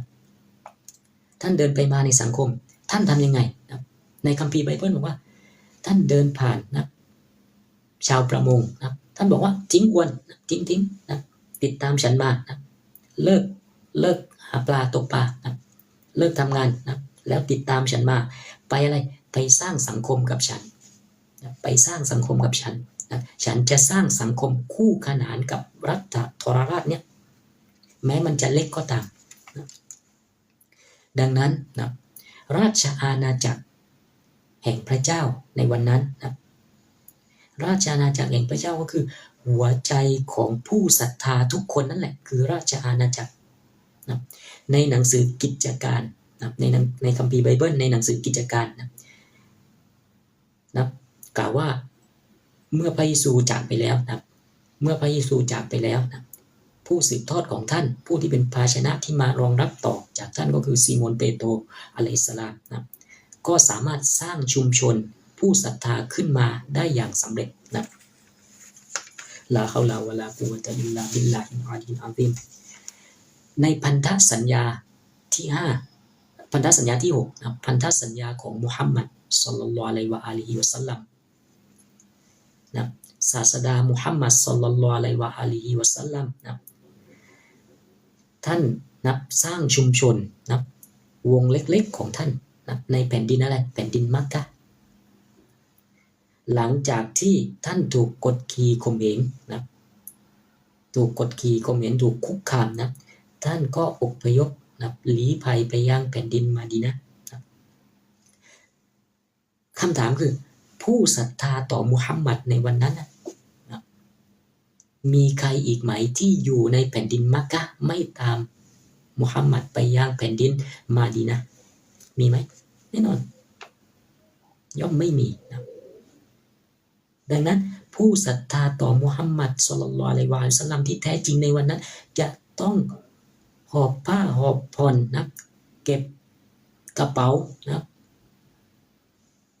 เดินทางติดตามไปฮิจเราะห์นะอพยพไปพร้อมกับมุฮัมมัดไปยังแผ่นดินใหม่คือแผ่นดินมาดีนะห์และตอนที่อยู่ในแผ่นดินมักกะฮ์ท่านสร้างได้แค่ชุมชนเล็กๆนะครับหลังจากนั้นนะเมื่อย้ายไปแผ่นดินมาดีนะห์ท่านสามารถสร้างเป็นรัฐเป็นประเทศและขึ้นปกครองได้และหลังจากนั้นมันก็กลายเป็นอาณาจักรลาฮาวลาวะลากุวะตะอิลลาบิลลาฮิลอาลีลอาซีมดังนั้นนะพันธสัญญาทั้งหมดที่กล่าวมาตั้งแต่พันธสัญญาแรกจนกระทั่งถึงพันธสัญญาของมุฮัมมัดจากอาดัมถึงมุฮัมมัดนะทุกพันธสัญญานะมันจึงเป็นที่ชัดเจนอย่างไม่ต้องสงสัยใดๆเลยนะว่าผู้ศรัทธาที่แท้จริงเขาจะต้องติดตามนะผู้นำของเขานะประมุขแห่งศาสนานะไปอยู่ร่วมกับเขาไปร่วมกันสร้างชุมชนกับผู้นำของเขานะถ้าเขาจะเป็นผู้ศรัทธาที่แท้จริงที่สมบูรณ์เขาไม่มีสิทธิ์ที่จะอยู่ห่างไกลศรัทธาแบบไกลๆนะทุกคอลิฟะห์ของพระเจ้านะทุกคอลิฟะห์ทุกผู้สืบทอดนะตัวแทนของพระเจ้าที่พระเจ้าแต่งตั้งบนหน้าแผ่นดินนี้นะเปรียบดังกับเมล็ดพันธุ์เปรียบดังกับเมล็ดพันธุ์นะที่ยังคงดำรงอยู่ตลอดมาบนโลกใบนี้รอเวลาอะไรรอเวลาการรดน้ำพรวนดินได้แสงอาทิตย์ที่เพียงพอให้มันเจริญเติบโตเป็นต้นไม้ที่ใหญ่โตเป็นเปรียบดังกับการเป็นรัฐเป็นประเทศและเป็นอาณาจักรนะ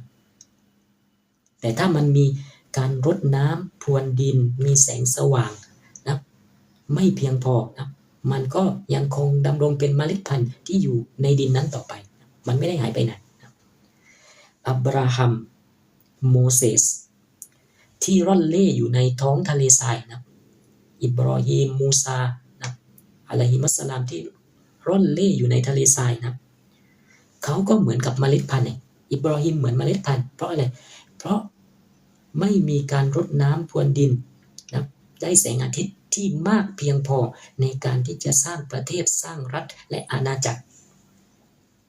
แต่สุดท้ายมันก็เติบโตได้เมื่อถึงยุคหนึ่งเมื่อถึงยุคของโยชูวาบุตรของนูนนะมันก็กลายเป็นแผ่นดินขึ้นมาได้นะเมื่อมีผู้สนับสนุนนะเมื่อมีผู้ช่วยเหลือนะผู้ศรัทธาที่ช่วยเหลือที่จริงจังจริงใจเพียงพอต่อเมล็ดพันธุ์อันนี้และช่วยกันสร้างแผ่นดินนะและจากแผ่นดินกลายเป็นรัฐจากรัฐกลายเป็นประเทศเป็นอาณาจักรเป็นราชอาณาจักรปกครองในยุคของนบีดาวูดและนบีสุไลมานอะลัยฮิมุสสลาม ที่กล่าวมาทั้งหมดท่านบอกเลยว่าไม่มีอะไรแตกต่างกันเลยจากวันนี้วันนี้ก็จะเป็นเช่นนั้นเหมือนกันเรื่องราวทุกอย่างยังคงเหมือนเดิม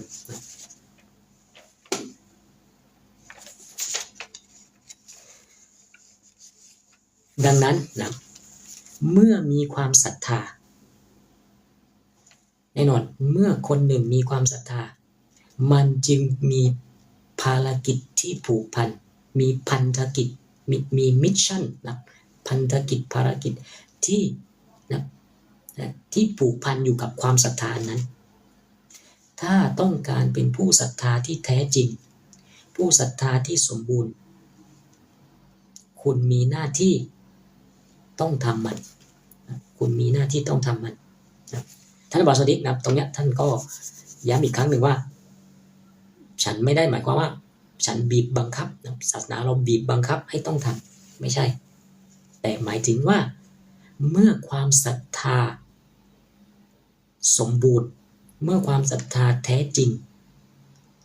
มันเป็นหน้าที่ที่คุณต้องทำมันขึ้นกับความศรัทธาเมื่อถึงความศรัทธาที่แท้จริงเมื่อไปถึงยังบรรลุในความศรัทธาที่แท้จริงคุณจะรับรู้และเข้าใจได้ว่ามันคือหน้าที่ที่ต้องทำนะดังนั้นถ้าบอกเลยว่ามันจึงฉันมองว่านะเขาจะยังเป็นผู้ศรัทธาที่ไม่สมบูรณ์ศรัทธาที่แท้จริงนะถ้าว่าเขาละเลยต่อหน้าที่อันนี้ลาฮาวลาวะลากุวะตะอิลลาบิลลาฮิลอาลีมอะซีมเราศรัทธาในมะฮดี3คนนะอย่างที่บอกไปแล้วก็คืออะห์มัดอับดุลลอฮ์และอัลมะฮดีแล้วก็ศรัทธาต่ออิหม่ามมะฮดีอิหม่ามทั้ง12ท่านนะพวกเขาทั้งหมดเหล่านี้คือเมล็ดพันธุ์แห่งรัฐอันยุติธรรมอันศักดิ์สิทธิ์ซึ่งจะต้องถูกสถาปนาขึ้นมาบนโลกนี้วันนี้พวกเขาเหมือนกับอับราฮัมเหมือนกับโมเสสที่ร่อนเล่อยู่ในท้องทะเลทรายแต่ในคำสัญญาอันศักดิ์สิทธิ์แห่งพระผู้เป็นเจ้าสัญญาไว้แล้วว่าวันหนึ่งในยุคสุดท้ายเมล็ดพันธุ์เมล็ดพันธุ์แห่งอะห์มัดเมล็ดพันธุ์แห่งอับดุลลอฮ์เมล็ดพันธุ์แห่งอัลมะฮดีเนี่ยพวกเขาจะสถาปนารัฐอันยุติธรรมแห่งพระผู้เป็นเจ้าขึ้นมาบนหน้าแผ่นดินนี้ได้ในยุคสุดท้ายและมันคือการเติมเต็มคำพยากรณ์อันศักดิ์สิทธิ์นี้ท่านบอกสดิษนะบอกว่าการเจริญเติบโตของเมล็ดพันธุ์นี้นะจะเป็นในรูปแบบวิถีธรรมชาตินะในรูปแบบวิถีธรรมชาติผ่านแผนการแห่งพระผู้เป็นเจ้าผ่านแผนการอันแยบยลและความรู้อันลึกซึ้งของพระผู้เป็นเจ้าที่ถูกปกปิดเอาไว้ซึ่งไม่มีใครรู้ว่ามันจะเติบโตอย่างไรนะอัลลอฮฺซุบฮานะฮูวะตะอาลาเท่านั้นที่รู้แต่ทั้งนี้ทั้งนั้นท่านอับดุลลอฮฺบอกว่ามันจะเกิดขึ้นมาด้วยกับวิธีใดก็ตามนะมันจะเกิดมาด้วยกับวิธีใดก็ตามนะอาจจะท่านยกตัวอย่างว่าอาจจะวิธีเดียวกับเหมือนของยูซุฟนะนบียูซุฟอะลัยฮิสสลามนะที่เข้าไปในแผ่นดินนะอียิปต์นะแล้วสุดท้ายนะได้ขึ้นเป็นอุปราชนะปกครองอียิปต์ช่วยกษัตริย์อียิปต์ปกครองนะหรือจะเหมือนกับมุฮัมมัดศ็อลลัลลอฮุอะลัยฮิวะอาลีฮิวะซัลลัมนะที่เริ่มสร้างจากชุมชนเล็กๆครอบครัวเป็นชุมชนเล็กๆของผู้ศรัทธาแล้วก็อพยพไปสร้างรัฐะได้ประเทศนะได้ผู้คนในประเทศนั้นถึงผู้ศรัทธา 70,000 คนที่อยู่ในรัฐมาดีนะห์เป็นไปได้ทั้งนั้นหรือทางใดทางหนึ่งนะที่เราคาดคิดไม่ถึงวัลลอฮุอะลัมอัลลอฮ์เท่านั้นที่รู้ดีที่สุดนะแต่ต่อให้มันเป็นแบบไหนก็ตามนะที่สำคัญท่านบอกเลยว่าที่สำคัญมันจะเกิดด้วยรูปแบบไหนก็ตามวัลลอฮุอะลัมก่อนที่มันจะถูกสถาปนาขึ้นสิ่งหนึ่งที่สำคัญก็คือมันจะต้อง เมล็ดพันธุ์เนี้ยต้องการการสนับสนุนช่วยเหลือจากผู้ศรัทธาที่เพียงพอนะหนึ่งในสาเหตุที่มันจะถูกสถาปนาขึ้นมาได้นะหนึ่งในหลายๆสาเหตุที่เมล็ดพันธุ์อันนี้จะถูกสถาปนาเป็นต้นไม้อันใหญ่โตเป็นรัฐะอันยุติธรรมอันศักดิ์สิทธิ์ได้นะมันจะต้องมีการรวมตัวกันนะรวมตัวกันของบรรดาผู้ศรัทธาก็คือการรดน้ำการพรวนดินการให้อุณหภูมิที่เหมาะสมการให้แสงอาทิตย์ที่เหมาะสมการให้ร่มเงาแก่เมล็ดพันธุ์นี้ที่ดีเพียงพอนั่นก็คือการรวมตัวกันและช่วยเหลือสนับสนุนอย่างดีที่สุดของบรรดาผู้ศรัทธาให้แก่เมล็ดพันธุ์อันนี้มันจะต้องมีสภาพที่เอื้ออำนวยให้เมล็ดพันธุ์นี้เจริญเติบโตเป็นต้นไม้ได้เราเชื่อว่านะสาเหตุที่เมล็ดพันธุ์เหล่านี้เป็นเมล็ดพันธุ์ที่ร่อนเล่อยู่ในผืนแผ่นดินนะไม่ได้เจริญเติบโตเป็นต้นไม้ได้รัฐะตลอดระยะเวลาประวัติศาสตร์แห่งมวลมนุษยชาติเป็นเพราะว่ามันไม่ได้อยู่ในสภาพแวดล้อมหรือไม่ได้รับการรดน้ำพรวนดินให้อุณหภูมิแสงสว่างนะสภาพที่เหมาะสมเพียงพอนะก็คือไม่ได้รับการช่วยเหลือจากบรรดาผู้ศรัทธาที่มีมากเพียงพอนะดังนั้นไม่แปลกเลยนะที่ในแผ่นดินการ์บาลาในวันอาชูเราะห์นะท่านอิหม่ามไซดุชชุฮดาฮุเซนอะลัยฮิสสลามนะเคยกล่าวหลังจากที่วีรชนนะทั้งหมดนะพลีชีพไปทั้งหมดแล้วนะไม่เหลือใครแล้วนอกจากสตรีและเด็กและท่านอิหม่ามฮุเซนได้กล่าวนะคำถามที่เป็นวาทกรรมเป็นอมตะจนกระทั่งถึงปัจจุบันนี้นะฮัลมินนาซิรินยันซุรนีฮัลมินนาซิรินยันซุรุนีฮัลมินนาซิริยันซุรุนานะมีผู้ใดอีกไหมนะที่จะช่วยเหลือฉันมีผู้ใดอีกไหมที่จะเป็นผู้ช่วยเหลือพวกเราอัลลุลไบต์อะลัยฮิมุสสลามนะดังนั้นเมล็ดพันธุ์นะต้องการช่วยเหลือการสนับสนุนจากบรรดาผู้ศรัทธาทุกยุคทุกสมัยโดยเฉพาะในยุคสุดท้ายนี้นะยุคการมาของอัลกออิมอะลัยฮิสสลามดังนั้นนะการงานของเรานะมันประกอบด้วยกับการทำแบบเดียวกับศาสดา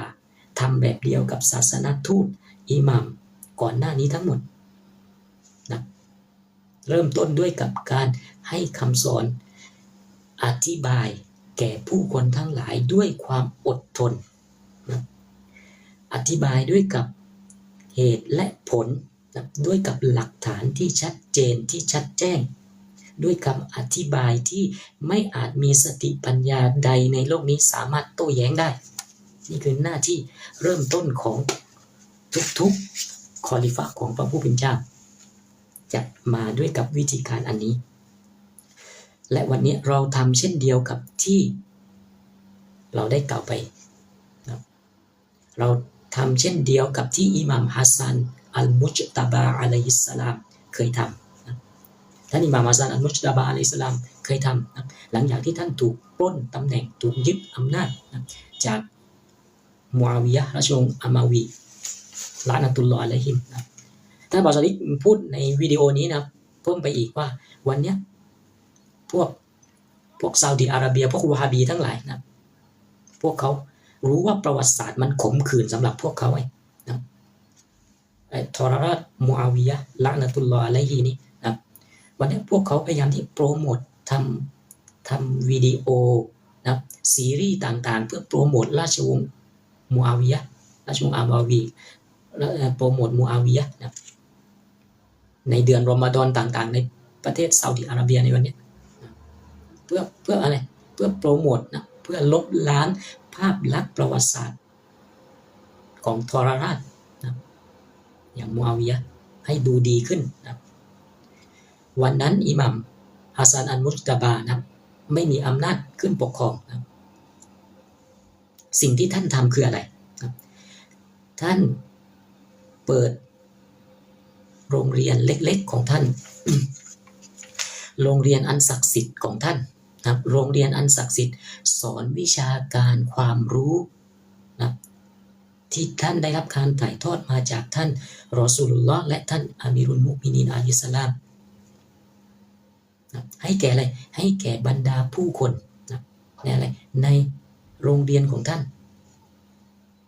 นะเพราะอะไรมันคือภารกิจเริ่มต้นแรกเริ่มต้องทำแบบนี้ให้ความรู้ให้คำสอนที่ถูกต้องแก่ผู้คน พอมาถึงยุคอิหม่ามมุเซนอะลัยฮิสสลามมีผู้ศรัทธาไพร่พลที่มากเพียงพอในการลุกขึ้นปฏิวัตินะต่อสู้กับทรราชนะผู้สนับสนุนค่อนข้างพร้อมกว่ายุคของอิหม่ามฮัสซันอัลมุจตบาอะลัยฮิสสลามนะและมีศักยภาพที่จะให้เมล็ดพันธุ์เติบโตได้แม้ว่าในตอนจบของมันนะผู้ศรัทธาก็นะมีอยู่เพียงแค่72วีรชนแห่งการบาลานะแต่ว่าอย่างน้อยการต่อสู้นั้นมันก็นะเป็นอมตะแล้วก็เป็นแบบอย่างแห่งการต่อสู้กับทรราชนะในยุคของอิหม่ามมุเซนก็ยังไม่ได้รัฐะลาฮาวลาวะลากุวะตะอิลลาบิลลาฮิลอาลีลอะซีมเราทำเหมือนกับวันเนี้ยเหมือนกับยุคของอิหม่ามฮัสซันมุจตบาเหมือนกับอิหม่ามอัลบาเกรเหมือนกับอิหม่ามญะฟัรอัสซอดิกอะลัยฮิมุสสลามซึ่งพวกเขานั้นนะเริ่มต้นด้วยการให้คำสอนการเปิดโรงเรียนอันศักดิ์สิทธิ์ให้ความรู้อันลึกซึ้งความรู้ที่ถูกต้องแห่งท่านรอซูลุลลอฮ์ศ็อลลัลลอฮุอะลัยฮิวะซัลลัมนะผ่านแก่ผู้คนทั้งหลายและผู้คนทั้งหลายเมื่อเขาได้มาฟังนะเมื่อเขาได้มาเรียนรู้นะเขาก็เริ่มศรัทธาแล้วก็เข้ามาเรียนรู้มากขึ้นเรื่อยๆเรื่อยๆเรื่อยๆนะนี่คือสิ่งที่อิหม่ามฮัสซันอัลมุจตบานี่คือสิ่งที่อิหม่ามญะฟัรอัสซอดิกอิหม่ามอัลบาเกรทำและวันนี้ศาสนาพันธสัญญาที่7ของเราท่านอาบานซอดิกอับดุลลอฮ์ฮาชิมมินฮุสสลามวะเราะห์มะห์ก็กำลังทำสิ่งนี้อยู่วันนี้เรามีโรงเรียนอันศักดิ์สิทธิ์นะนี่คือส่วนหนึ่งนะผลผลิตจากโรงเรียนอันศักดิ์สิทธิ์นะรายการของผมนะรายการของเราเนี่ยที่ผมนำมาถ่ายทอดในรายการเพียงลิ้มรสความรู้จากอันกออิมชีวิตก็เปลี่ยนแปลงนะก็คือเอามาจากห้องเรียนอันศักดิ์สิทธิ์ของท่านอับบาสซอดิกนะมาถ่ายทอดต่อเป็นภาษาไทยนะให้ท่านทั้งหลายได้รับฟังนะดังนั้นวันนี้เรามีโรงเรียนอันศักดิ์สิทธิ์เรามีสื่อมีเดียเรามีสถานีโทรทัศน์เรามีโซเชียลมีเดียทั้งหลายนะต่างๆทุกช่องทางนะเราโชคดีกว่ายุคก่อนนะและสื่อเหล่านี้ความโชคดีตรงนี้ซึ่งยุคของอิหม่ามฮัสซันอัลมุจตบาไม่มียุคของอิหม่ามอัลบาเกรไม่มียุคของอิหม่ามญะฟัรซอดิกไม่มีนะอินเทอร์เน็ตนะไม่มีโซเชียลมีเดียไม่มี TikTok นะไม่มี Facebook ไม่มี YouTube นะดังนั้นการมีอุปกรณ์เหล่านี้สื่อเหล่านี้มันเป็นเครื่องมือเป็นตัวเร่งของกระบวนการให้มันเร็วขึ้นให้มีประสิทธิภาพมากขึ้นนะให้ได้การดาวะอันนี้นะประสบซึ่งชัยชนะที่รวดเร็วขึ้นเมื่อเรามีโรงเรียนอันศักดิ์สิทธิ์แล้วนะในขณะเดียวกันนะคู่ขนานไปนะเราก็มีชุมชนผู้ศรัทธาเรามีชุมชนผู้ศรัทธาที่คู่ขนานไปกับโรงเรียนอันศักดิ์สิทธิ์นะชุมชนนี้นะก็คือรูปธรรมนะและเป็นรูปธรรมเป็นชุมชนที่ไม่ใช้ความรุนแรงนะท่านอับบาสซอดิกมินฮุสสลามเราะห์มะห์เน้นย้ำนะเราปฏิเสธนะการก่อการร้ายทุกรูปแบบเราปฏิเสธการเผยแพร่ศาสนาด้วยกับคมดาบทุกรูปแบบเราไม่เชื่อเราไม่ศรัทธาว่าวิธีการแบบนั้นมันจะนำมาซึ่งชัยชนะมันคือวิถีทางแห่งซาตานแห่งชัยฏอนมารร้ายเราเผยแพร่ความรู้อย่างสันติวิธีนะและมุฮัมมัดศ็อลลัลลอฮุอะลัยฮิวะอาลิฮิวะซัลลัม ไม่เคยชักดาบเลยไม่เคยชักดาบในการดะวะห์มันคือไม่เคยใช้ความรุนแรงชักดาบนะต่อสู้ในการดะวะห์เลยตราบจนกระทั่งท่านและบรรดาผู้ศรัทธาของท่านนะถูกคุกคามชีวิตถูกสังหารถูกเข็นฆ่าและถูกบังคับให้ต้องปกป้องตัวเองพระเยซูนบีอีสาอะลัยฮิสสลามนะไม่เคยยืนหยัดด้วยกับดาบโมเสสมูซาอะลัยฮิสสลามไม่เคยยืนหยัดด้วยกับดาบนะโมเสสทำยังไงนะโมเสสจากไปนะแล้วไปสร้างชุมชนของท่านนะจากไปจากอะไรจากรัฐปกครองของฟิรเอาน์นะไปสร้างชุมชนของท่านเองพาไพร่พลที่ศรัทธาท่านนะไปสร้างชุมชนของท่านเองนะไม่ได้ลุกขึ้นปฏิวัตินะการปกครองของฟิรเอาน์ละนะตุลลอฮ์อะลัยฮิทั้งหมดนี้นะทั้งโรงเรียนอันศักดิ์สิทธิ์ที่ให้ความรู้แก่มวลมนุษยชาติและชุมชนอันศักดิ์สิทธิ์ที่อยู่กับท่านอับดุลซอดิกที่เรากำลังสร้างอยู่ในวันนี้นะเป็นสองสิ่งที่สำคัญที่เรากำลังทำอยู่นะ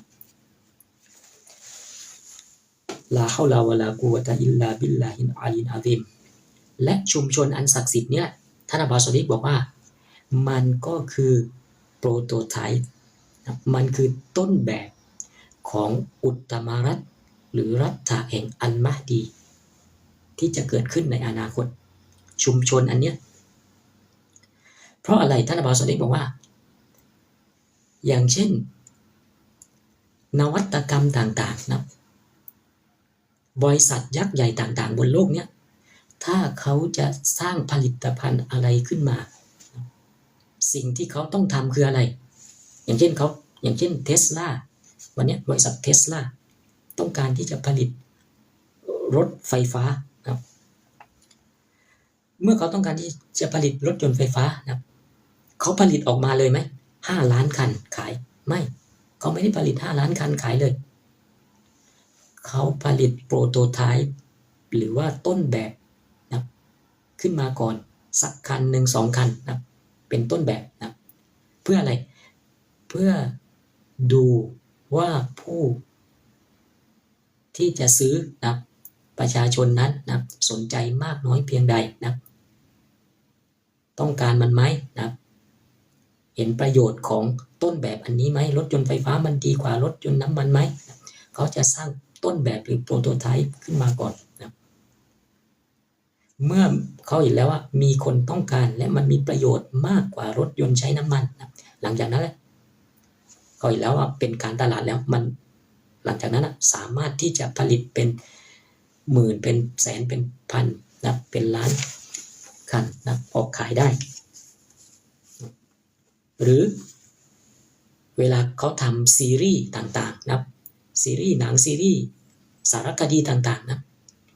เขาจะไม่นะคนที่ทำซีรีส์เป็นนะซีรีส์ที่เก่งๆในโลกนี้เขาจะไม่ผลิตนะ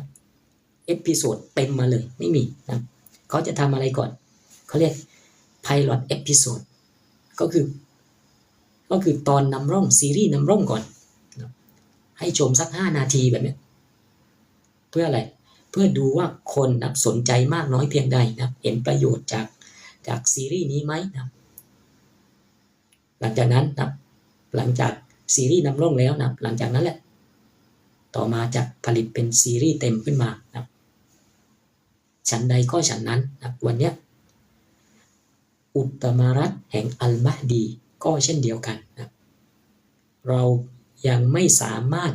นำออกมาในรูปแบบที่เต็มรูปแบบได้นะเราทำได้แค่เพียงโปรโตไทป์ของมันหรือว่าต้นแบบของมันนะท่านบอกเปรียบว่ามันเหมือนกับว่าอุตตมรัฐเล็กๆนะอุตตมรัฐเบบี้นะแบบเด็กๆนะก่อนที่มันจะเป็นอุตตมรัฐที่เติบโตเป็นผู้ใหญ่นะดังนั้นชุมชนแห่งผู้ศรัทธาที่อยู่รายล้อมท่านอับาอัลซอดิกอับดุลลอฮ์ฮาชิมมินุสสลามเราะห์มะห์ในวันนี้ก็คือต้นแบบหรือโปรโตไทป์อันนี้นี่แหละนะของอุตตมรัฐแห่งอัลมะฮดีลาฮาวลาวะลากุวะตะอิลลาบิลลาฮิลอาลีลอะซีม และชุมชนอันเนี้ยท่านอาบาสนิกบอกว่ามันจะต้องสำแดงออกมาซึ่งความศรัทธาของเรานะที่เป็นรูปแบบการปฏิบัตินะไม่ใช่รูปแบบแค่อุดมการณ์นะต้องเป็นรูปแบบการปฏิบัติต้องทำให้เห็นว่าสวรรค์บนโลกมันสร้างได้มันมีขึ้นมาได้มันเกิดขึ้นได้ในโลกใบนี้ต้องสร้างเอเดนขึ้นมาได้นะบนโลกนี้นะไม่ใช่เอเดนเป็นแค่เพียงความฝันดังนั้นชุมชนของเราจะต้องเต็มไปด้วยความรักความเมตตาอาทรการให้อภัยซึ่งกันและกันนะการช่วยเหลือจุนเจือซึ่งกันและกันอย่างสมบูรณ์เท่าที่จะทำได้นะและชุมชนนี้แหละถือเป็นภารกิจที่เป็นฟาริดะห์เป็นฟารดูที่ต้องทำในพันธสัญญานี้พระเยซูอะลัยฮิสสลามนะท่านเป็นช่างไม้ส่วนตัวของฉันท่านบอกว่าพระเยซูเป็นช่างไม้ส่วนตัวของฉันเป็นพระเจ้าให้ฉันเป็นนักสร้างเมืองและชุมชนฉันกำลังสร้างชุมชนแห่งเรือโนอาห์ให้มันสมบูรณ์แบบที่สุดเท่าที่จะทำได้ลาฮาวลาวะลากุวะตะอิลลาบิลลาฮิลอาลีลอาซีมดังนั้นนะเราต้องการผู้ศรัทธาทั่วทั้งโลกนะที่ศรัทธาแนวทางเนี้ยได้แบ่งปันความศรัทธาเนี้ยไปทั่วทั้งโลกนะและให้เขานั้นทำทุกอย่างที่เขาทำได้นะเพื่อสถาปนาโปรโตไทป์เนี่ยชุมชนอันเนี้ยให้มันสมบูรณ์แบบมากที่สุดนะให้มันดีที่สุดนะบนโลกนี้และที่สำคัญถ้าเราหมายถึงผู้ศรัทธาต่อพันธสัญญาที่7สามารถพิสูจน์ให้โลกให้ชาวโลกได้เห็นกับสายตาได้ว่าโปรโตไทป์ของเราเนี่ยต้นแบบเนี่ยชุมชนของเรานะมันดีนะมันคือเอเดนนะบนโลกอย่างแท้จริงนะมันเกิดขึ้นมาได้เอเดนนะด้วยมือของผู้ศรัทธาอย่างเรานะสุดท้ายแล้วชาวโลกจะยอมรับเราโดยอัตโนมัติอินชาอัลลอฮ์และพระเจ้าจะสร้างหนทางให้แก่เราเป็นผู้ที่ยึดมั่นในริวายาตหะดีษพยากรณ์ที่เป็นคำสัญญาของมุฮัมมัดและวงวานแห่งมุฮัมมัดอะลัยฮิสสลามที่บอกว่าการปรากฏของอิหม่ามการปรากฏของอัลกออิมการปรากฏของอัสซุบยานีและชีอะห์ของเขาสงครามข่าวลือสงครามการสังหารอุลามะไวรินอามิลีนนะความหลอกลวงและศาสดามดเท็จทั้งหลายจะเกิดขึ้นมาในยุคสุดท้ายนี้นะเราเชื่อในคำพยากรณ์เหล่านี้ทั้งหมดและวันนี้นะมันกำลังจะเกิดน้ำท่วมครั้งที่2นะวันนี้ยุคนี้ยุคสุดท้ายนี้มันกำลังจะเกิดน้ำท่วมนะมหาอุทกภัยครั้งที่2ครั้งแรกยุคโนอาห์ครั้งนี้ครั้งที่2แต่มันเป็นมหาอุทกภัยแห่งเลือดมันคือมหาอุทกภัยแห่งเลือดก็คือมันคือน้ำเลือดท่วมแผ่นดินเราเห็นในคำทำนายต่างๆทั้งของอิสลามทั้งของศาสนาคริสต์ในหนังสือวิวรณ์นะและมันกำลังเกิดขึ้นอยู่ในวันนี้เราเริ่มเห็นแล้วนะมวลมนุษย์ประชาชาติต่างๆต่อสู้ประหัตประหารกันนะประธานาธิบดีประเทศหนึ่งต่อสู้กับประธานาธิบดีประเทศหนึ่งเราเห็นประเทศที่แข็งแกร่งที่สุดออกมาบอกเราว่ามวลมนุษย์ชาวโลกกำลังอยู่ในปากเหวของสงครามโลกครั้งที่3แล้วและนักวิชาการนักวิเคราะห์ศาสตราจารย์ทั้งหลายผู้เชี่ยวชาญก็ยืนยันเป็นเสียงเดียวกันว่าโลกใบนี้กำลังจะย่อยยับและเราอยู่ห่างบรรดานักวิเคราะห์ต่างๆนะออกมายืนยันตรงกันว่าโลกกำลังจะย่อยยับ ด้วยกับน้ำมือของมนุษย์นะเราอยู่ห่างจากการสูญพันธุ์นะนักวิทยาศาสตร์ว่าเราอยู่ห่างจากการสูญพันธุ์นะของเราเองนะเพียงแค่ครึ่งนาทีแล้วในวันนี้แต่ทั้งหมดเหล่านี้ท่านบอกซิว่าไม่แปลกเพราะอะไรมันเป็นการเติมเต็มคำพยากรณ์นะมันเป็นการยืนยันว่าคำพยากรณ์ของท่านศาสดาได้กำลังเกิดขึ้นจริงแล้วในยุคสุดท้ายนี้และหนทางเดียวนะหนทางเดียวที่เราจะรอดพ้นได้นะหนทางเดียวก็คือการรวมตัวกันเป็นหนึ่งเดียวของบรรดาผู้ศรัทธาเพื่อหลีกพ้นจากการลงโทษทันอันนี้และใครไม่ทำเช่นนี้นะใครไม่รวมตัวกันเป็นหนึ่งเดียวนะเพื่อหลีกพ้นจากการลงโทษทันอันนี้ใครไม่ทำเช่นนี้เขากำลังเดินทางไปสู่การจมน้ำลาฮาวลาวะลากุวะตะอิลลาบิลลาฮิลอาลีลอะซีมดังนั้นท่านอับบาสซอลิกบอกว่าเป็นอะไรเป็นสิ่งที่จำเป็นนะที่เราควรมาให้ถึงเรือโนอาห์เรือโนอาห์ก็คือเรือแห่งความรอดพ้นก็คือชุมชนอันศักดิ์สิทธิ์ของท่านอับบาสซอลิกอับดุลลอฮ์ฮาชิมบินุสลามรอห์มะห์พวกเขาควรขายทรัพย์สินทั้งหมดที่พวกเขาครอบครองนะที่มีอยู่ในรัฐของฟาโรห์แห่งยุคสมัยนะ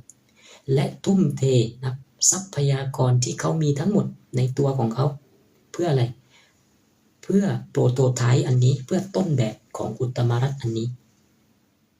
เราศรัทธาว่านี่คือภารกิจผูกพันทางศาสนาที่สำคัญอย่างมากนะที่ผู้ที่ศรัทธาทางแห่งศาสนาจำเป็นจะต้องกระทำการเป็นคนที่ดีที่สุดที่เราจะเป็นได้นะเป็นคนที่ดีที่สุดที่เราจะเป็นได้นะในการรอคอยชัยชนะแห่งพระผู้เป็นเจ้านะก็คือเป็นผู้ศรัทธาที่ทำยังไงเป็นผู้ศรัทธาให้ดีที่สุดนะ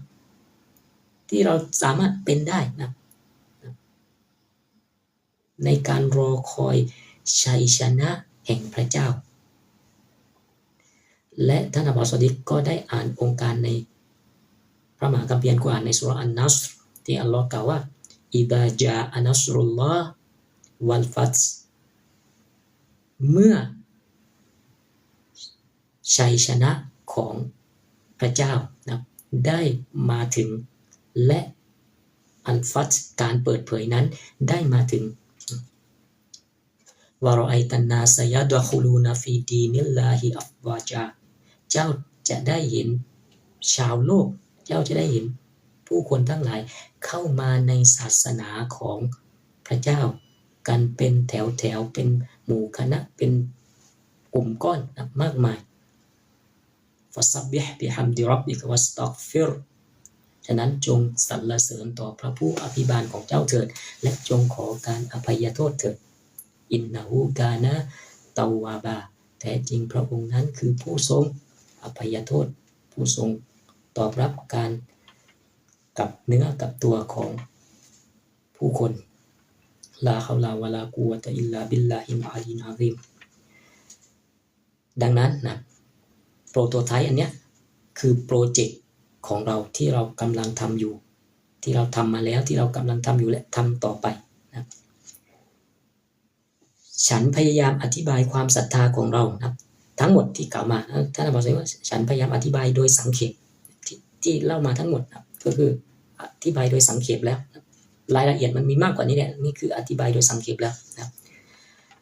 คือเรากำลังเรียกร้องให้ผู้คนทั้งหมดที่บอกว่าเป็นผู้ศรัทธาที่แท้จริงนะให้ทำการงานนะทุ่มเทกำลังความสามารถทำการงานของเขาเพื่อให้บรรลุเป้าหมายอันนี้นะลาฮาวลาวะลากุวะตะอิลลาบิลลาฮิลอาลีลอะซีมครับช่วงท้ายนี้นะท่านอับบาสซอลิกบอกว่าเมื่อท่านทั้งหลายได้ฟังแล้วนะผู้คนอาจจะมองว่าอ๋ออันนี้มันเหมือนกันเลยกับลัทธินอกรีดมันเหมือนกันเลยกับลัทธินอกรีดท่านอับบาสซอลิกก็เลยถามว่าโอเค อาจจะคิดว่าเป็นลัทธินอกรีดก็ไม่ว่ากันแต่คำถามคือลัทธินอกรีดหมายความว่าอะไรในมุมมองของคนที่กล่าวหาถ้าลัทธินอกรีดหมายถึง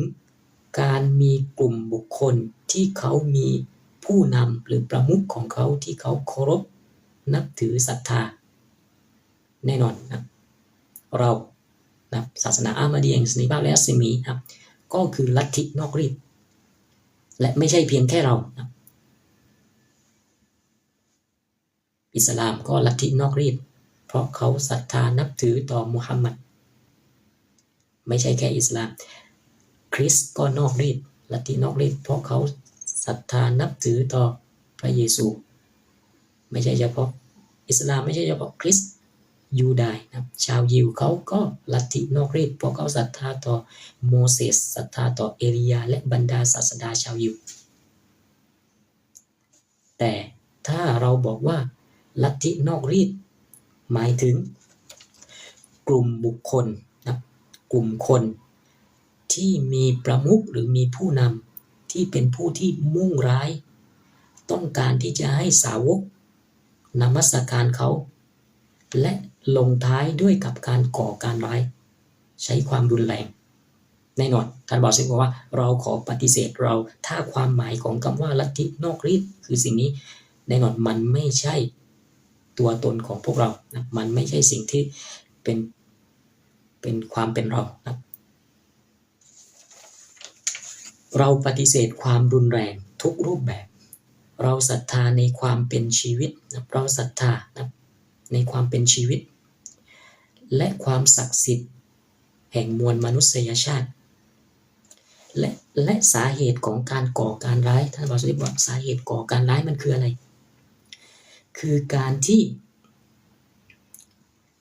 เกิดมาจากความอิจฉาริษยาต่อบุรุษที่พระเจ้าทรงแต่งตั้งนี่คือต้นเหตุเริ่มต้นของการก่อการร้ายนี่คือต้นเหตุของการฆาตกรรมมนุษย์คนแรกบนโลกก็คือความอิจฉาริษยาที่คาอินมีต่ออาเบลเราเชื่อว่าพวกอุลามะไกรินอามิลีนอุลามะผู้รู้นักการศาสนาผู้ไม่ปฏิบัติหน้าที่อันชอบธรรม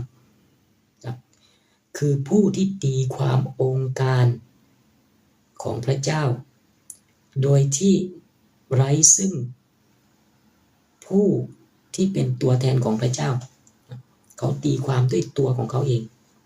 พวกเขาชี้นำให้ผู้คนหลงทางซึ่งวันนี้มีจำนวนมากมายอุลามะไกรินอามิลีนและผู้คนถูกบงการด้วยกับพวกเหล่านี้นะให้ก่ออะไรความรุนแรงให้ก่อการร้ายและจริงๆก็คือเพื่อเป้าหมายทางการเมืองอำนาจของพวกเขา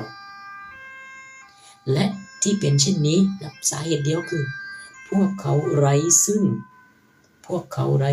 ผู้นำที่ถูกแต่งตั้งจากพระเจ้านั่นเองแต่ในทางตรงกันข้ามนะถ้าเขามีผู้นำที่ได้รับการแต่งตั้งจากพระเจ้านะถ้าเขายึดมั่นอยู่ในพินัยกรรมของศาสดานะยึดมั่นในตัวบุรุษที่เป็นภาชนะที่รองรับพระวิญญาณอันบริสุทธิ์แห่งพระผู้เป็นเจ้าอาดัมแห่งยุคสมัยมันก็เป็นสิ่งตรงข้ามด้วยเช่นเดียวกันนะผู้นำนั้นจะไม่ปรารถนาความรุนแรงนะผู้นำนั้นจะไม่พาผู้คนไปสู่การก่อการร้ายเพราะอะไรเพราะผู้นำหรือบุรุษที่พระเจ้าแต่งตั้งนั้นเขาคือผู้ที่ป้องกันไม่ให้ผู้คนก่อความรุนแรงและเป็นวาญิบเป็นสิ่งสำคัญต้องเชื่อฟังผู้นำเพราะเขาคือผู้ที่ช่วยชีวิตลูกๆของท่านทั้งหลายให้พ้นจากเงื้อมมือนะของผู้ที่เอาเปรียบลูกๆของพวกท่านและผลักดันนะคนไม่ดีเหล่านั้นให้ออกไปดังนั้นนะเราจึงเผยแพร่ด้วยการไม่ใช้ความรุนแรงและความรุนแรงได้รับอนุญาตให้ใช้ก็ต่อเมื่อเพื่อปกป้องตนเองเท่านั้นอันอยู่ภายใต้เงื่อนไขบางประการอีกนะและวันนี้มัน ไม่ได้อยู่ในเงื่อนไขอันนั้นปัจจุบันนี้นะไม่มีที่ว่างใดๆให้การใช้เครื่องมือความรุนแรงอันใดเลยโดยเฉพาะอย่างยิ่งในสถานการณ์ของเราในวันนี้นะชุมชนของเรานะเราไม่มีประเทศเราไม่มีอาวุธในชุมชนของเราเราไม่มีความขัดแย้งกับรัฐใดรัฐหนึ่งหรือประเทศใดประเทศหนึ่งหรือผู้คนกลุ่มใดกลุ่มหนึ่งเชื้อชาติใดเชื้อชาติหนึ่งสัญชาติใดสัญชาติหนึ่งเราไม่มีความขัดแย้งใดๆเราแค่เพียงนำมาซึ่งความหวังนำมาซึ่งความรักและความเคารพต่อมวลมนุษยชาติทุกๆคนนะศาลของเรานั้นเป็นศาลแห่งความหวังนะและความรักที่เราปรารถนาแบ่งปันให้แก่คนทั้งหลายบนโลกใบนี้ลาฮาวลาวะลากุวะตะอิลลาบิลลาฮิลอาลีลอาซิมสุดท้ายนี้นะท่านอับดุลซอลิห์บินอัสสลามเราะห์มะห์นะได้ฝากนะถ้อยคำบางประการให้แก่ท่านทั้งหลายนะท่านอับดุลซอลิห์บินอัสสลามเราะห์มะห์ได้กล่าวว่าขออัลลอฮฺซุบฮานะฮูวะตะอาลานะขออัลลอฮฺซุบฮานะฮูวะตะอาลาทรงประทานผู้สนับสนุนอย่างที่เราต้องการให้แก่เราเพื่อเติมเต็มภารกิจและอามานะห์หรือว่าความรับผิดชอบที่หนักหน่วงและสำคัญอย่างยิ่ง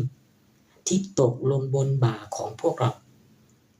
อามานะห์หรือความรับผิดชอบอันเนี้ยที่มาดแม้นภูเขาหากมันหล่นไปยังภูเขาจะต้องพังทลายอามานะห์หรือความรับผิดชอบอันนี้ที่ไม่มีใครสามารถเข้าถึงมันได้บรรลุถึงมันได้นอกจากผู้ที่มีโชคลาภอันยิ่งใหญ่เท่านั้น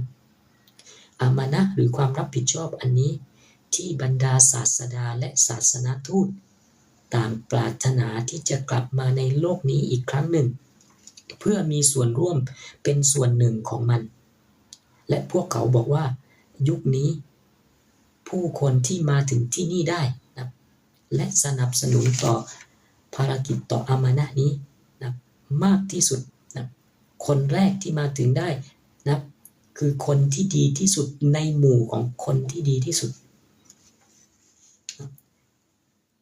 เราหวังว่าคนที่ดีที่สุดในหมู่กลุ่มชนที่ดีที่สุดจะมาถึงที่นี่มากขึ้นเรื่อยๆนะหมายถึงมาถึงชุมชนอันศักดิ์สิทธิ์ของท่านอับดุลซอดิกอับดุลลอฮ์ฮาชิมบินุสสลามเราะห์มะห์